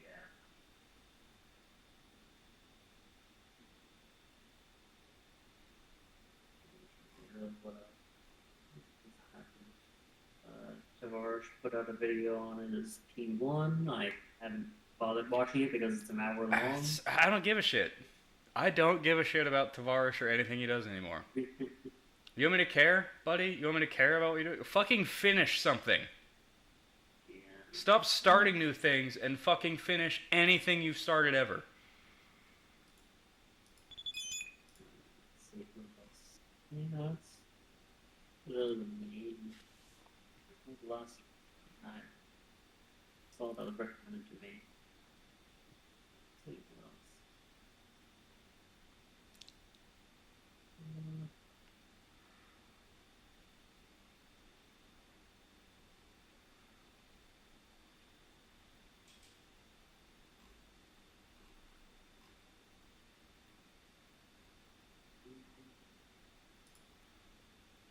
JM did a video on the Segura, which was a Tamora Sagaris mashup. Pretty neat. Basically, current Sagaris convertible. It was neat, but that's Yeah. really about all I have to say about it. I mean, Rather just have cool and everything, but like any new TVR or like TVR that somebody's covering, like it's not a real TVR. That company went out of business like a decade ago.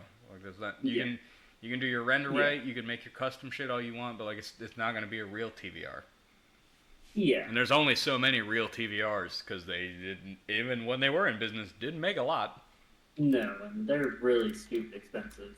So it's I want to build a replica one, but that's because a real one is just too expensive for what they are.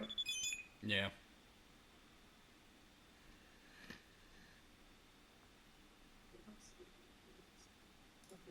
Oh shit! Somebody's selling the grills for $28, not $200. Okay. I am gonna buy these now. Buying these right fucking now. I didn't intend to do this on the podcast. You got sidetracked. We brought it up and I looked and I was like, oh fuck, actually, hang on, my debit card. I'm just kidding. I don't need my debit card. I have the numbers memorized. Oh, Jesus. Yeah. What else? Loaded in the last while.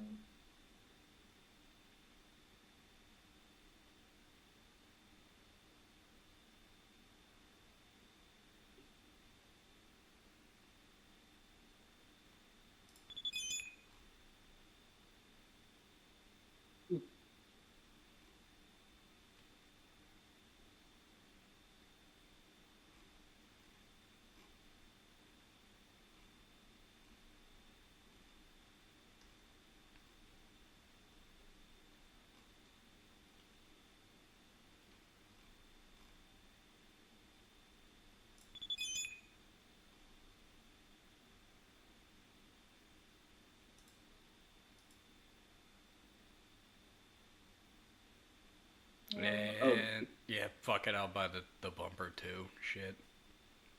Get it all. I just had a little moment with myself, and I was like, buddy, you're never going to sell this car. You might as well just buy the brand new one, buy the nice one. I'm like, yeah, you right. I don't want to Get it redo all. replacing the bumper again in a couple. It sucks replacing the bumper. It's a I pain in the believe ass it. to take on and off. Yeah, Yeah. it's 40-year-old plastic. Rough. Polyurethane, Yeah. which is fancy plastic. All right, well, that's enough of that. Quit opera. Anyway, back to the podcast. Yeah. Trying to think of so the Some cars we talked about recently that I don't think we've talked about in a podcast capacity, the more ideas we had. I know I had brought up the V8 DeLorean to sort of recreate the DeLorean from Vice City that they called the Deluxo, which was more aggressive and muscle car-y looking, and it had like an F40 wing and like headlight Yeah, covers and like a slope kind of almost IROC Camaro like looking front bumper. And I'm like, yeah, that swap like the C4 Corvette L98 into it. And I wouldn't be like a high RPM performer, but it would make a ton of torque because those are really Yeah. torquey long runner intakes. So yeah, that'd be a good thing to do. but were you planning on basically turning a DeLorean into that, or were you gonna turn something else into that? I'd like to, but I wouldn't. Obviously, we wouldn't be able to start with like a nice DeLorean because even like a basket case with no engine, no trans that's been on fire is like 20 grand still. Yeah. We'd have to find the right salvage title DeLorean to build that car around. It's unfortunately you're a lot of people that had really rough condition ones have sold them all to the one company based out of Beverly Hills, the Beverly Hills Car Club. So even those not so great ones are about 40 grand, which is a lot of money. It's See, worst case, I don't know if they're still there or not. I haven't checked Google Images or had anybody do a drive-by, and I didn't look the last time I was home. But for at least 15 years, where I still lived in Ohio, there was a shop that I don't believe was even in business because I never saw cars come or go. I only saw them sitting in its fenced-in lot. There were two sitting in there, not running, for like 15 years.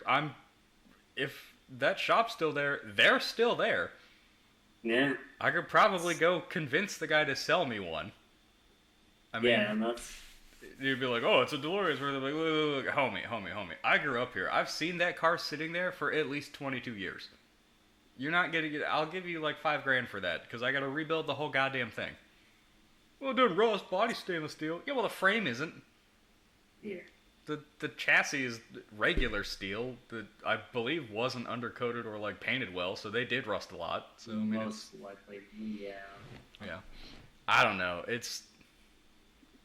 There's no like good, like obviously Fieros make a great kit car for, Ferraris and stuff. And like I don't know if a Fiero makes a good kit car to be like a DeLorean because I don't know the proportions and no one's ever like built a kit car DeLorean, so I don't know what you would start with for that.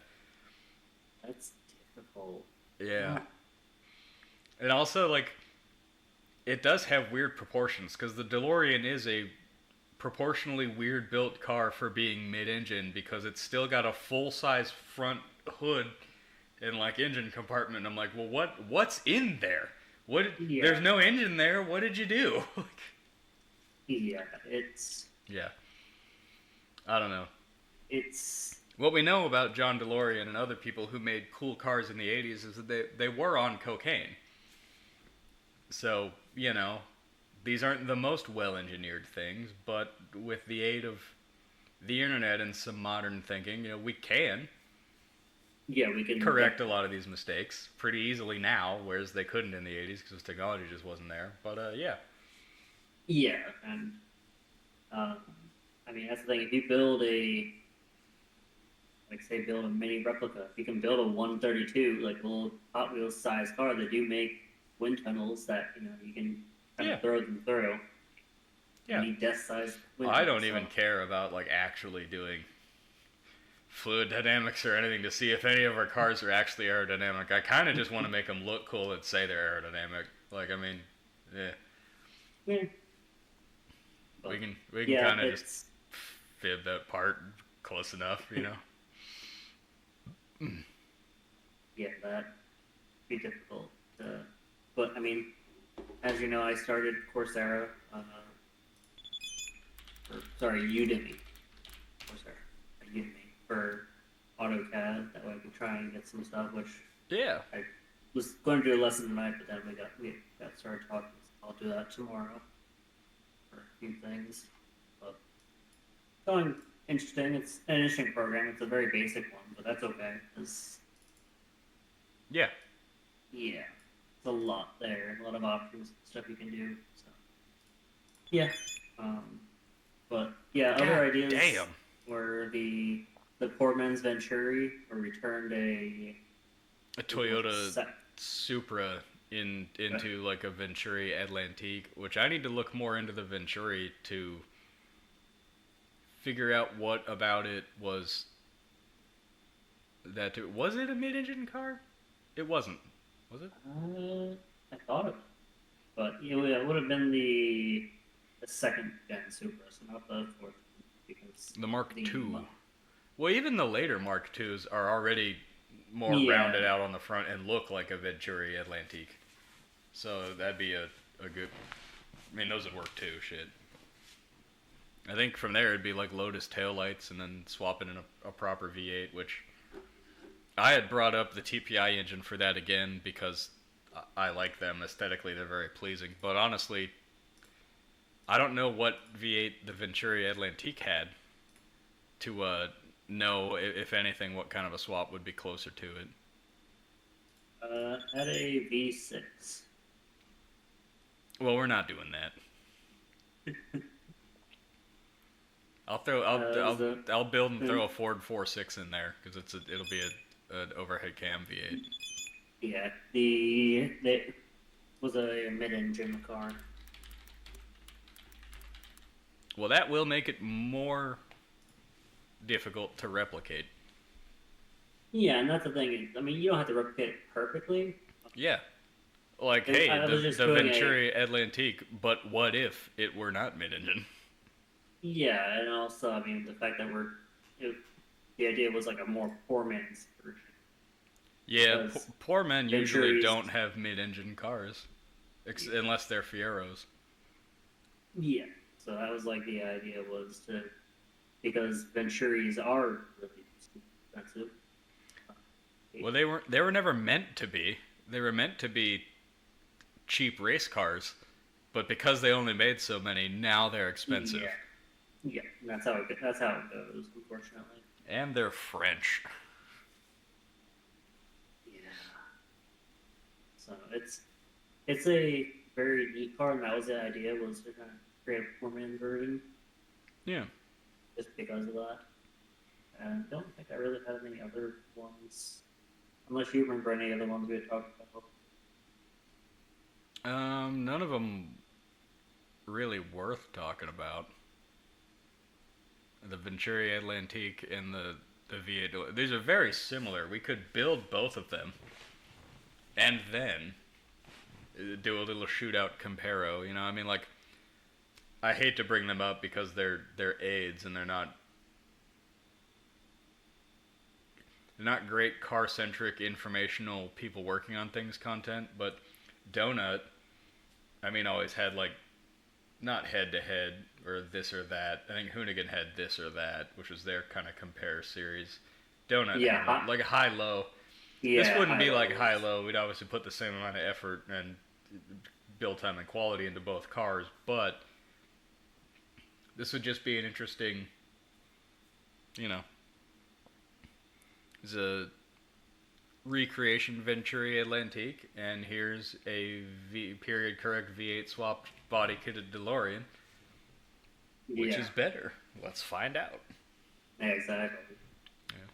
That's the thing. A lot of the cars are pretty comparable that we're building. There's only a few of them that are in There's the race quite- car. Quite a few things we have planned where you've got an idea for something that you really want, and then I've got an idea for something really similar, and it would make sense to build both, and then just have Yeah. you and me have the adversarial relationship. Not Yeah. like actually about like Top Gear had it, you know. So, sort of, it's a Yeah. competition, but nobody really cares who wins. No. It would just be all about the cars and the content, which, yeah, we could definitely start outlining that for as Figure out which two make sense to go together. yeah. Well, God, what do you have planned though that's anything like my idea to front engine a 911?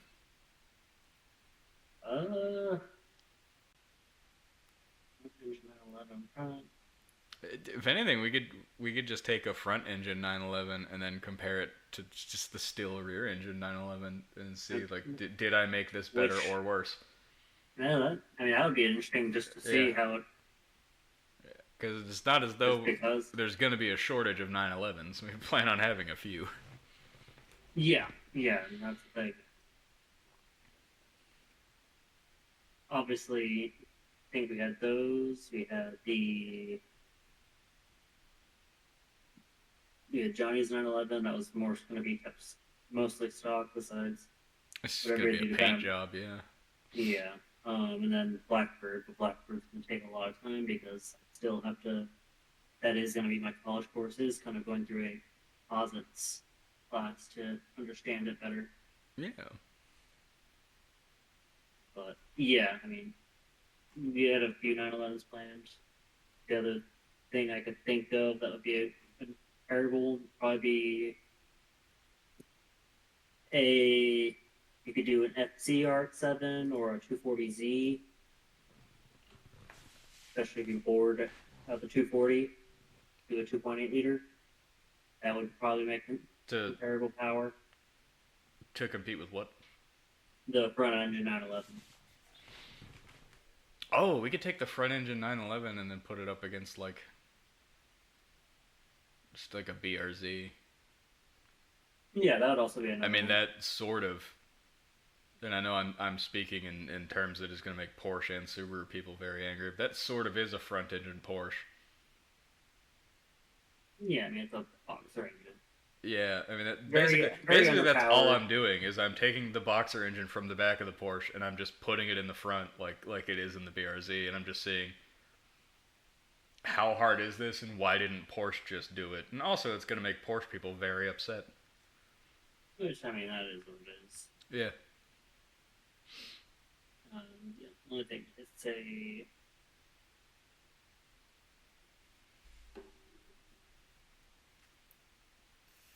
Yeah, so it's yeah. I mean, that's the thing is, uh, they could be a comparable comparison.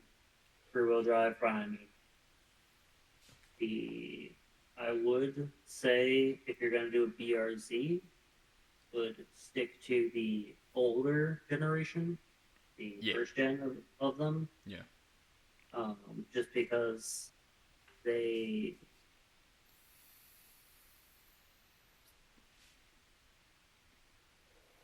200 horsepower. That's probably, I'm assuming, what you're going to go for with the 911. Somewhere comparable. I don't even particularly have a horsepower goal in mind. I kind of just wanted it to be as stock as possible. Just what if Porsche had built it with the engine in the front and it was rear wheel drive like this? And I don't know. Probably use like Yeah. a narrowed. I think it probably needs to be narrowed, like Corvette transaxle, just to transmit the power, and try to package a fuel cell in the back instead of up front where it is, and like yeah. Yeah, I mean, it's I going to haven't be. thought very hard into the project because I'm nowhere near the point of even attempting to build it yet, but I had an idea. Yeah. I was just thinking, like, if you're going to be sticking with that engine that was in those, that they'll be making. Yeah, the 70s era ones make about a little over 200 horsepower. Yeah, it's not it's about Yeah. like a BRZ, yeah. Yep. So, because the BRZ makes about 200 as well. So it's really the only thing that would really be the difference is the weight. Let's see what the weight is. About 1,200 pounds. Sorry, 2,700 pounds. We'll go with the modern That's pretty light. compared to Porsche's gonna be heavier. 2,400 pounds for the Porsche. God, they seem like they'd be heavier than that. It's I guess not. yeah. I mean, There's not much to them, yeah. I'm going based on the numbers I can find from the 76, 77, Yeah. which those engines were magnesium cases. Oh, Jesus So that Christ. might- I don't want to deal with magnesium. No, I'm just using those numbers just because they're going to be slightly different because the Yeah. case is different. But they only did the magnesium case on the 76 and 77. Changed it. Yeah. But those are the numbers I can easily find. Looking through this, I'm not really finding too much for all the numbers. But yeah.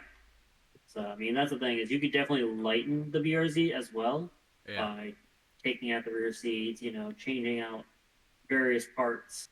You could probably shed some weight off it to make it pretty comparable. That way it was just a more driver kind of thing. Yeah. But yeah, I would definitely stick with the first gen of the BRZ because one, they're gonna be cheaper. Two, I don't know if they upped the power in the second gen. I think they did.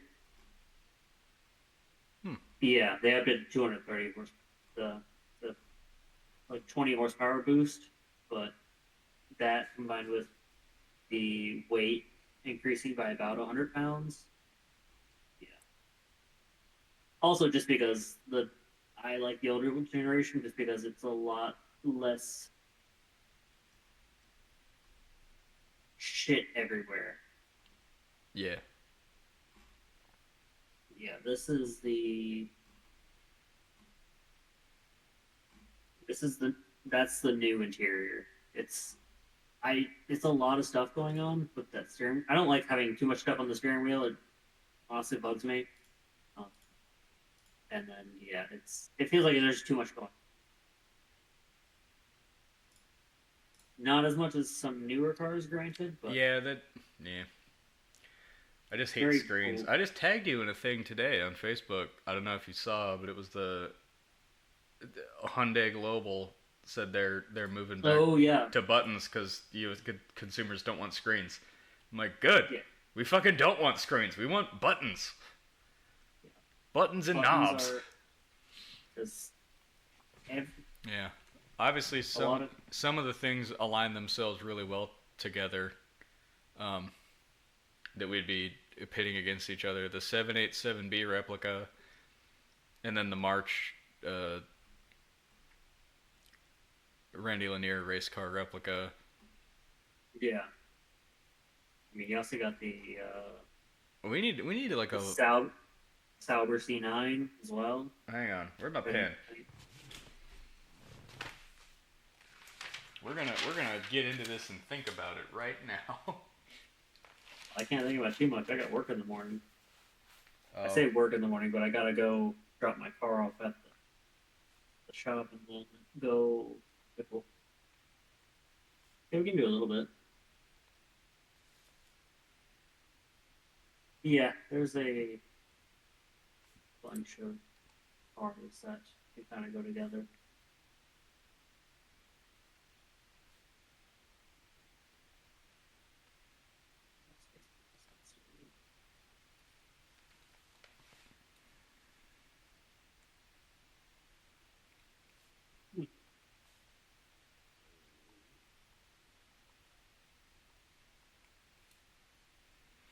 Alright, the Venturi versus the DeLorean, the 787B versus the March, and then we'd have what, the C9, and then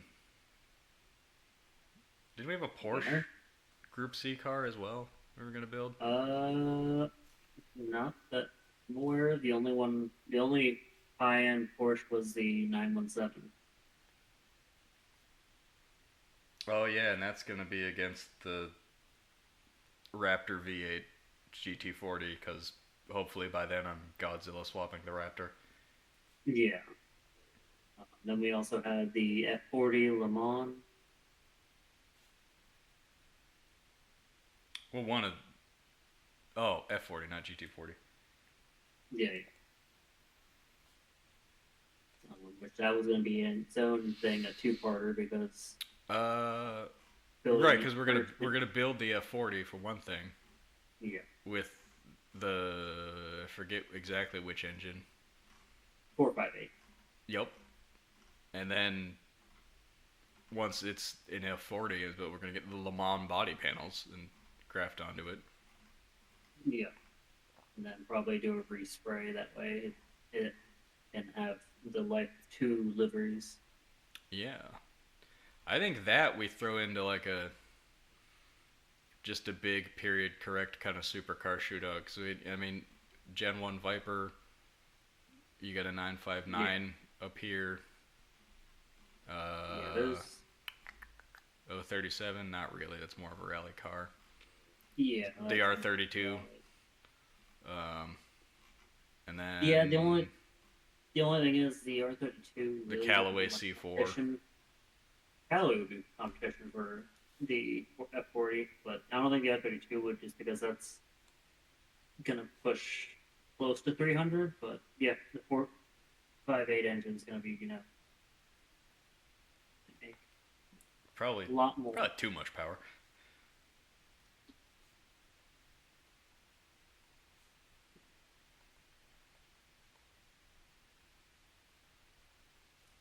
Um, 600 horsepower. seems like too much. Yeah, and that's the thing, is you can detune them, Yeah. which might be a better idea, just because. I'm just going through our list that we have on Facebook here. Just looking at what else could we throw in that against those. You have the Testarossa. Where did I put that? That's too new. That's too different. Yeah. Oh, the Toyota engined Koenig Testarossa. Yes. I don't know. It seems. Oh, you're 928 maybe. Depending on what engine, maybe, yeah.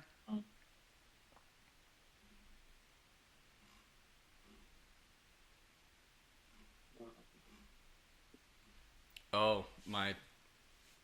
Granted, it won't be mid-engine, but it will still be Well, neither is the Corvette, but should still be a hell of a performer. The Miata-based Shelby Series 1 kit car. Oh yeah. That's gonna be a light car. That'd probably go good against competition in like 550. They're just too, in terms of a time gap, they're too different to me to compare them. Yeah. But with the F40 Le Mans having a 458 engine, that the car itself also would be makes- fine going up against like all the other late 80s, early 90s stuff we have. But because of that engine, it'd be more suited like to put it up against like your Audi R8. Yeah, the R8, Or the like Sauber your- C9. Yeah. Well, no, that's a full-on race car. I mean, yeah, the F40 LM is basically a race car as well, just based on Yeah. 458 engine. There may not be anything we can put that up against. For which one? The F40 Le Mans. Well, So that one kind of doesn't work. But, yeah, it's the engine. I mean, I just can't think of a better engine to put into it because it is such a. It is that engine that does make the engine sound very. The engine it does sound really good. yeah. So. We could probably get that sound from other things. I don't know. Yeah, We can always workshop it at a later date. yeah, that's the thing. You can always find another car to kind of go against it. But yeah. Obviously, it kind of depends on which cars we're building and all that, the order. True.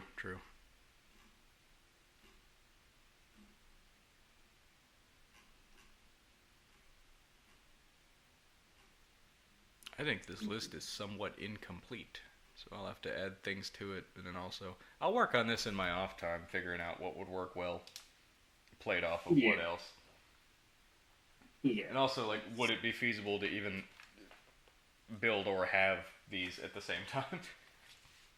Yeah, because some of them are going to cost a lot of money, Yeah. and obviously we're not going to be keeping them all, so it's going to be lining up the builds to make sense.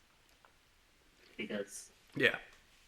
even the F40, like you talked about, will have F40 hammers that I already have sourced out. They're going to cost a good bit of money. Yeah, but that's not something you ever plan on selling. Yeah, and that's the thing. I plan on keeping it, but Although, because I of how mean- expensive it is, if somebody does make you the right offer, I'm sure you will be enticed to sell that.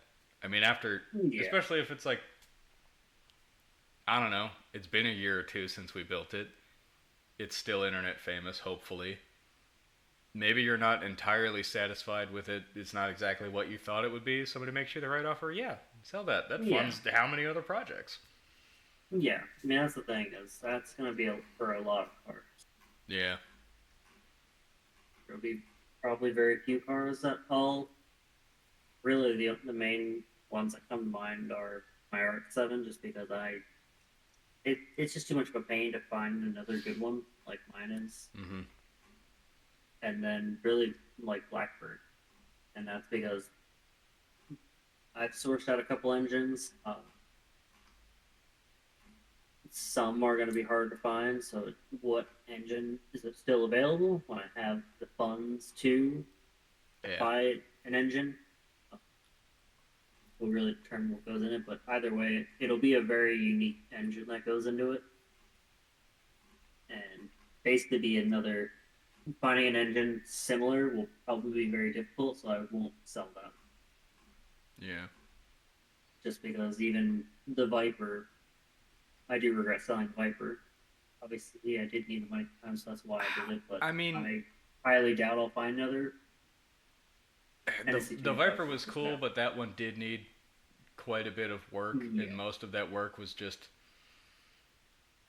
removing electrical equipment that had been installed and repairing I don't even want to say 90s, even though it was the early 90s. Let's call it what it is. A 1980s Chrysler wiring harness. And Yeah, it Yeah. needed work, which we hopefully got done by the guy.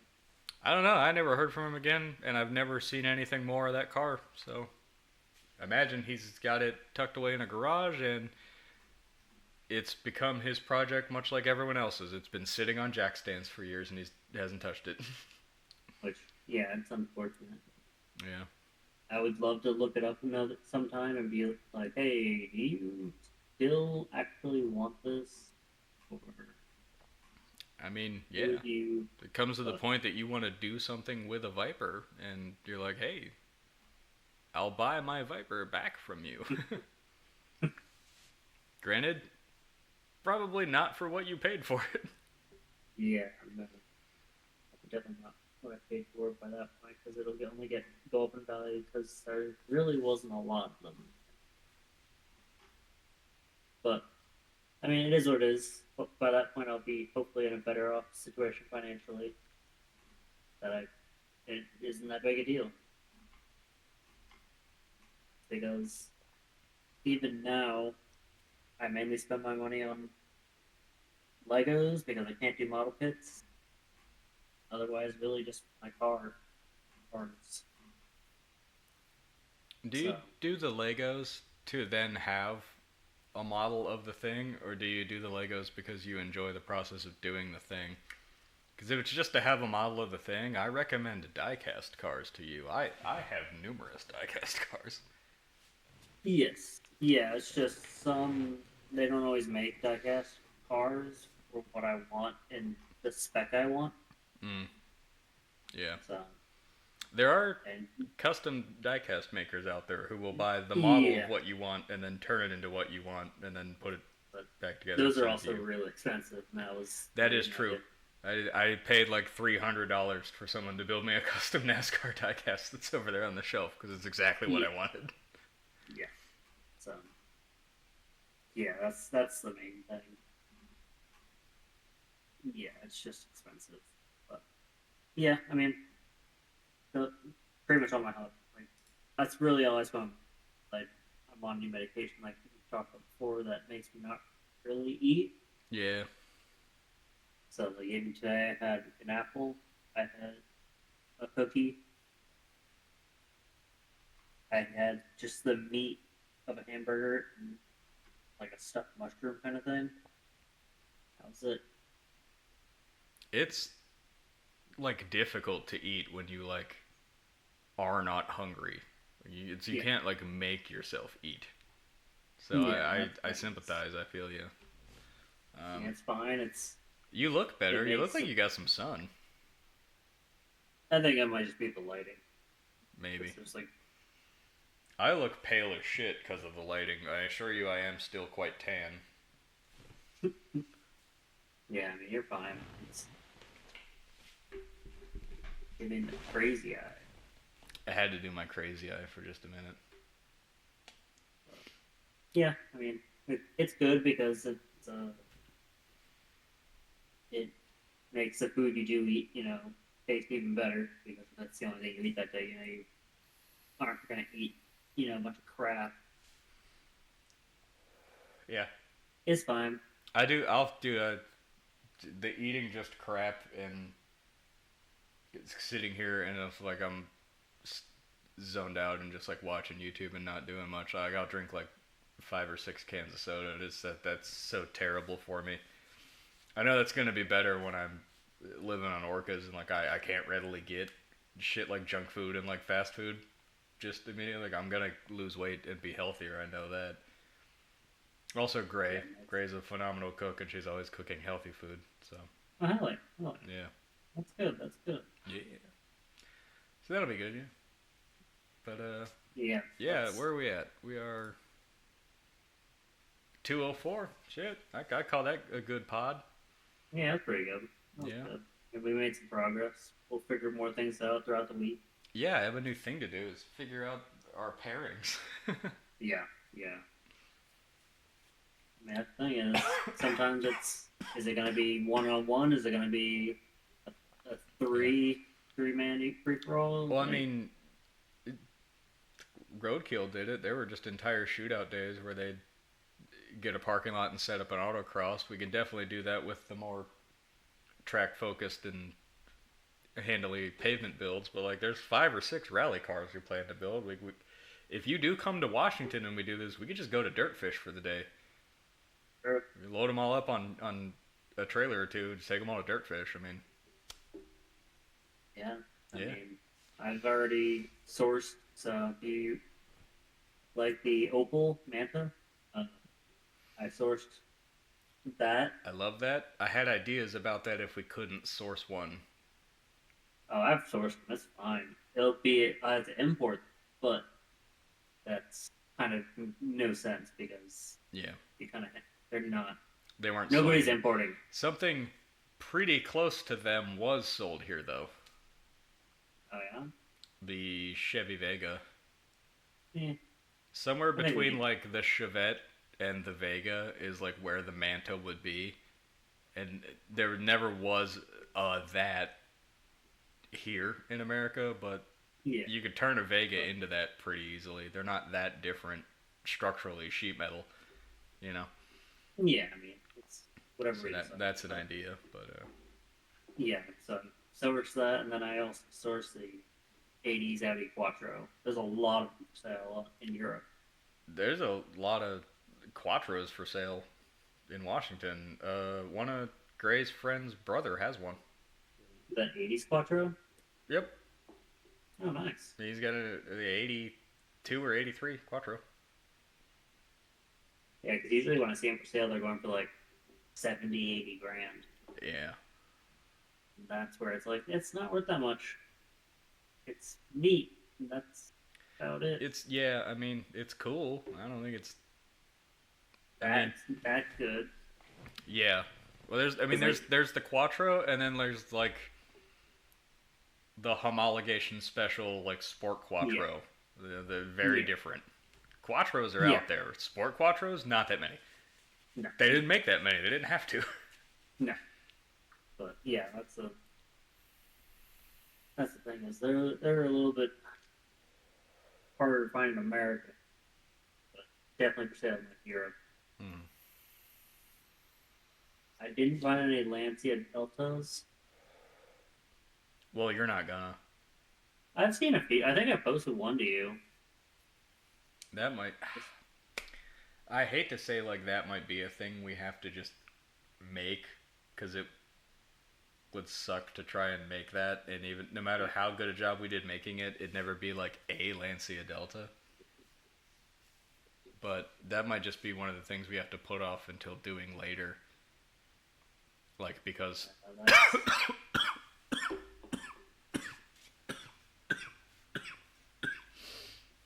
yeah, But I mean, you never know because, like, even on Bat, one sold for 50 grand.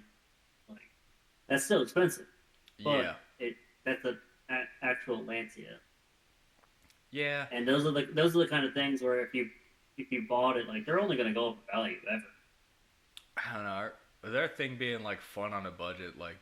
Yeah, that's All of our like race cars are going to be kit cars. Hell, half of our Ferraris are they're just going to be kit cars. So I mean, yeah. I mean, some of them are gonna not be on a budget, but that's kind of a yeah, that's because they're they're going to like be like they're grail cars. yeah, like when an automaker makes a Halo car. This is our LFA. Yeah, but without the shitty touchscreen. Yeah, no touchscreens. Obviously, though, in some things, if you do come here and we did the warehouse project, some things would have to wait until we like got a bigger shop and like more land and Yeah. more space to like park all of these things that we've built. Yeah, I mean, but also some of the things that we wouldn't keep, so then we could go and make a YouTube video about it and then sell it off. Well, we could do a sell-off, or we could even do. I don't know how they make money at it, but all the YouTubers that do car giveaways, I mean, we could do that with it. Hey, buy a T-shirt, get entered to win. Yeah, That would be a lot easier once you get internet famous. Yeah.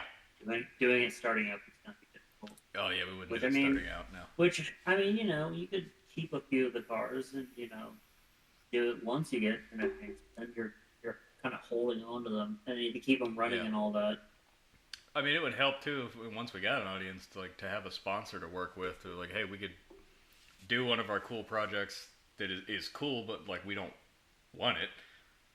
Yeah. So we could then do with a sponsor, and then like, oh, then we could like take it to SEMA and show it off, and then after that, it's for sale or it's a giveaway now.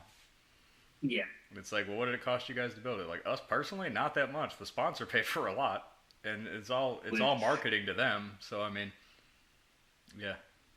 Yeah, and that's the thing is SEMA. Yeah, SEMA does. BAT has their own SEMA listing area. Yeah.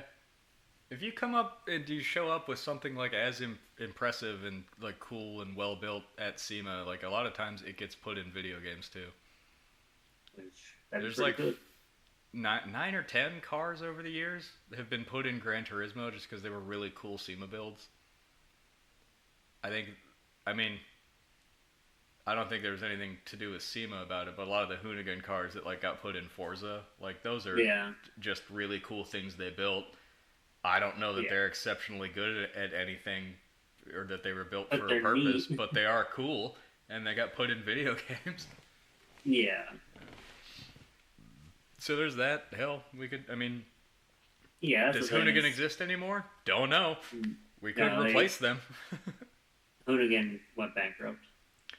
So I watched a deep dive into that. So Hoonigan, that was started by Brian Scotto and Ken Block, the YouTube channel, made all the Gymkhana videos, that sold all the t-shirts and stuff, that didn't go bankrupt. That got bought by a company called Wheel Pros, which is 7 layers of LLC protection. So there's a company that owns it, and there's 7 companies that owns just Wheel Pros, which owns a bunch of companies. They bought Hoonigan and decided to use the Hoonigan channel and brand and everything as a marketing tool. So they changed the name of Wheel Pros to Hoonigan. I heard you wanted some sauce. Hi, Tanner. He said hi. Does he want some sauce? Nah, I'm good. Anyway, yeah, Wheel Pros bought Hoonigan, and then the company that owns Wheel Pros changed the name of Wheel Pros to Hoonigan, and changed a bunch of like Wheel Pros and 4-wheel off-road parts, like brick and mortar stores around the country, rebranded them as Hoonigan stores, hoping to like sell wheels and like car parts and like fluids and merch and stuff through them, and that just fucking colossally didn't work out, and Wheel Pros, which is now called Hoonigan, is bankrupt.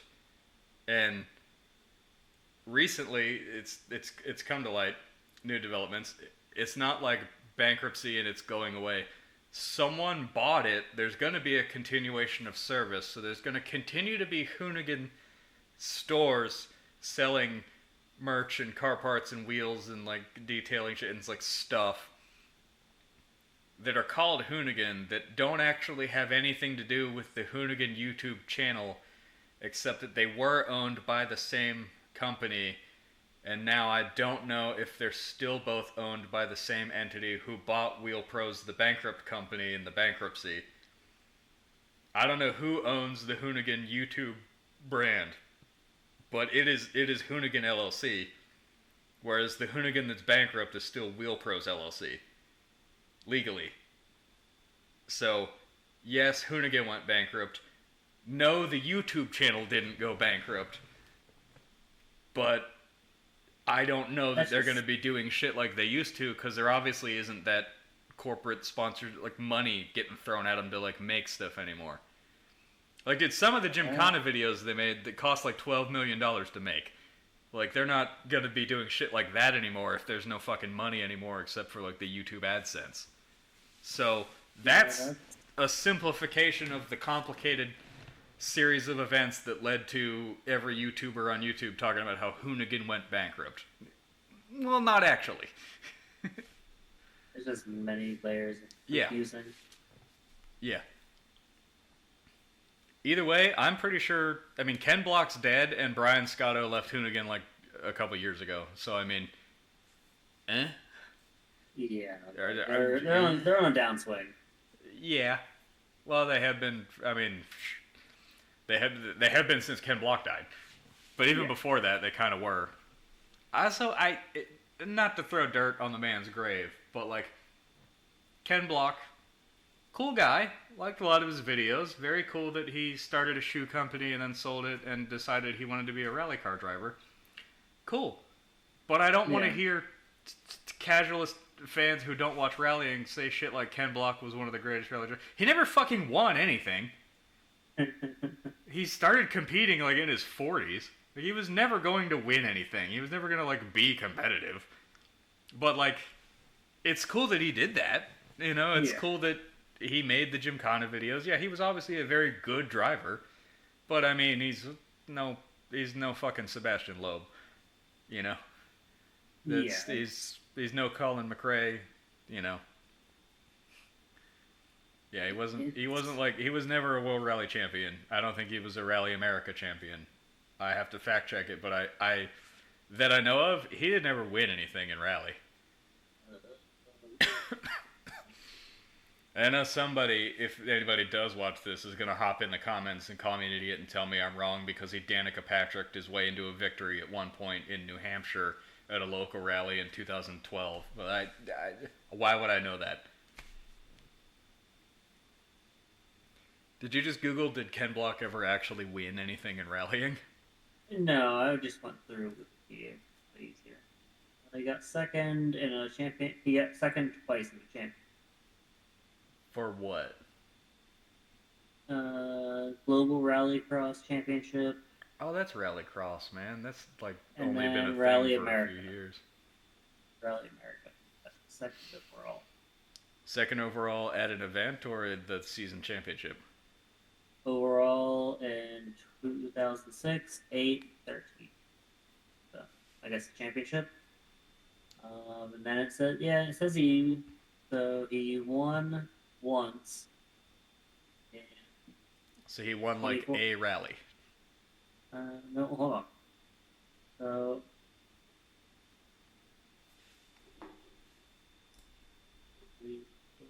yeah, he won. So he won 23 races. But he raced in a lot of races. Yeah, he sponsored himself. But okay, yeah, he never got first. It says best finish, and then it never says first, so he never got first place, but he got second. Okay. Yeah, people talk about him like he was this like Walter Rall great driver. I'm like, I mean, in competition, no. Granted, Walter Rall didn't make cool YouTube videos that couldn't really do that in the 80s, but Yeah, Yeah. it's one of those kind of things where people kind of get a little bit jaded. yeah, he's got That's the right word. 6 wins in the Global Rallycross Championship. Best points finish though, second in 2014. Rally America, yeah, second a few times. 16. I don't know if that's rally wins or stage wins. Yeah, really hard to tell. Wikipedia is shit at this. Well, but it's also like we're also gonna find all this information. Dude, he Going never even all got in one. gold at the X Games in Rallycross. So he was all right. Like that's fine. You don't have to be the best of everything. You're never gonna be the best of everything. Yeah. So it's fine. He did things. Made money. Good for him. But, yeah, I don't know. It's yeah.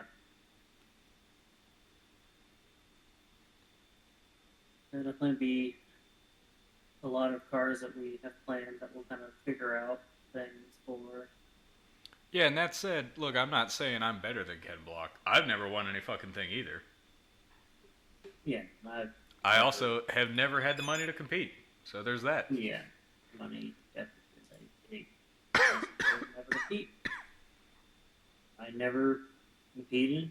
That's because Lancaster, Pennsylvania really doesn't have anything. Yeah, Ken Block made 25 appearances in the FIA World Rally Championship, scoring a best of 7th Rally Mexico 2007, but he never actually won any rallies. Yeah. But again, yeah, impressive that he didn't even get started racing cars until like, late in his life, and Yeah. pretty good. Yeah, that rally legend. I don't think so. That's just me. No. But that's, man, like I said, that's fine. You don't have to be the best. If you're decent at something, that's still really impressive when you consider how many people actually do compete. Yeah, hey man, rallying's fucking hard. It's probably the hardest form of motorsport. Yeah, it's That ain't no track. a lot of barely a trail. Yeah, a lot of times, yeah. But anyway, that's 2 hours and 20 minutes. I think we did great. I'll, Yeah, I think that's good to call it. That way I can go to bed. Yeah, you get some sleep. It's only 8 o'clock here, so I don't know, I'll throw the intro on this and upload it. Yeah. But yeah, that was good. We could do another bit. Yeah, we can do another one, I don't know, this weekend or something. Maybe you and I can just play something this weekend or something. Yeah, that sounds good. Yeah. Oh, yeah. I should be home this Alright. weekend. Hopefully it'll be as well. Yeah. Alright, bud. All right, As always, love you, fam. good talking with you. Good hanging out. Hell yeah. Bye, We'll do it again. gozaimasu.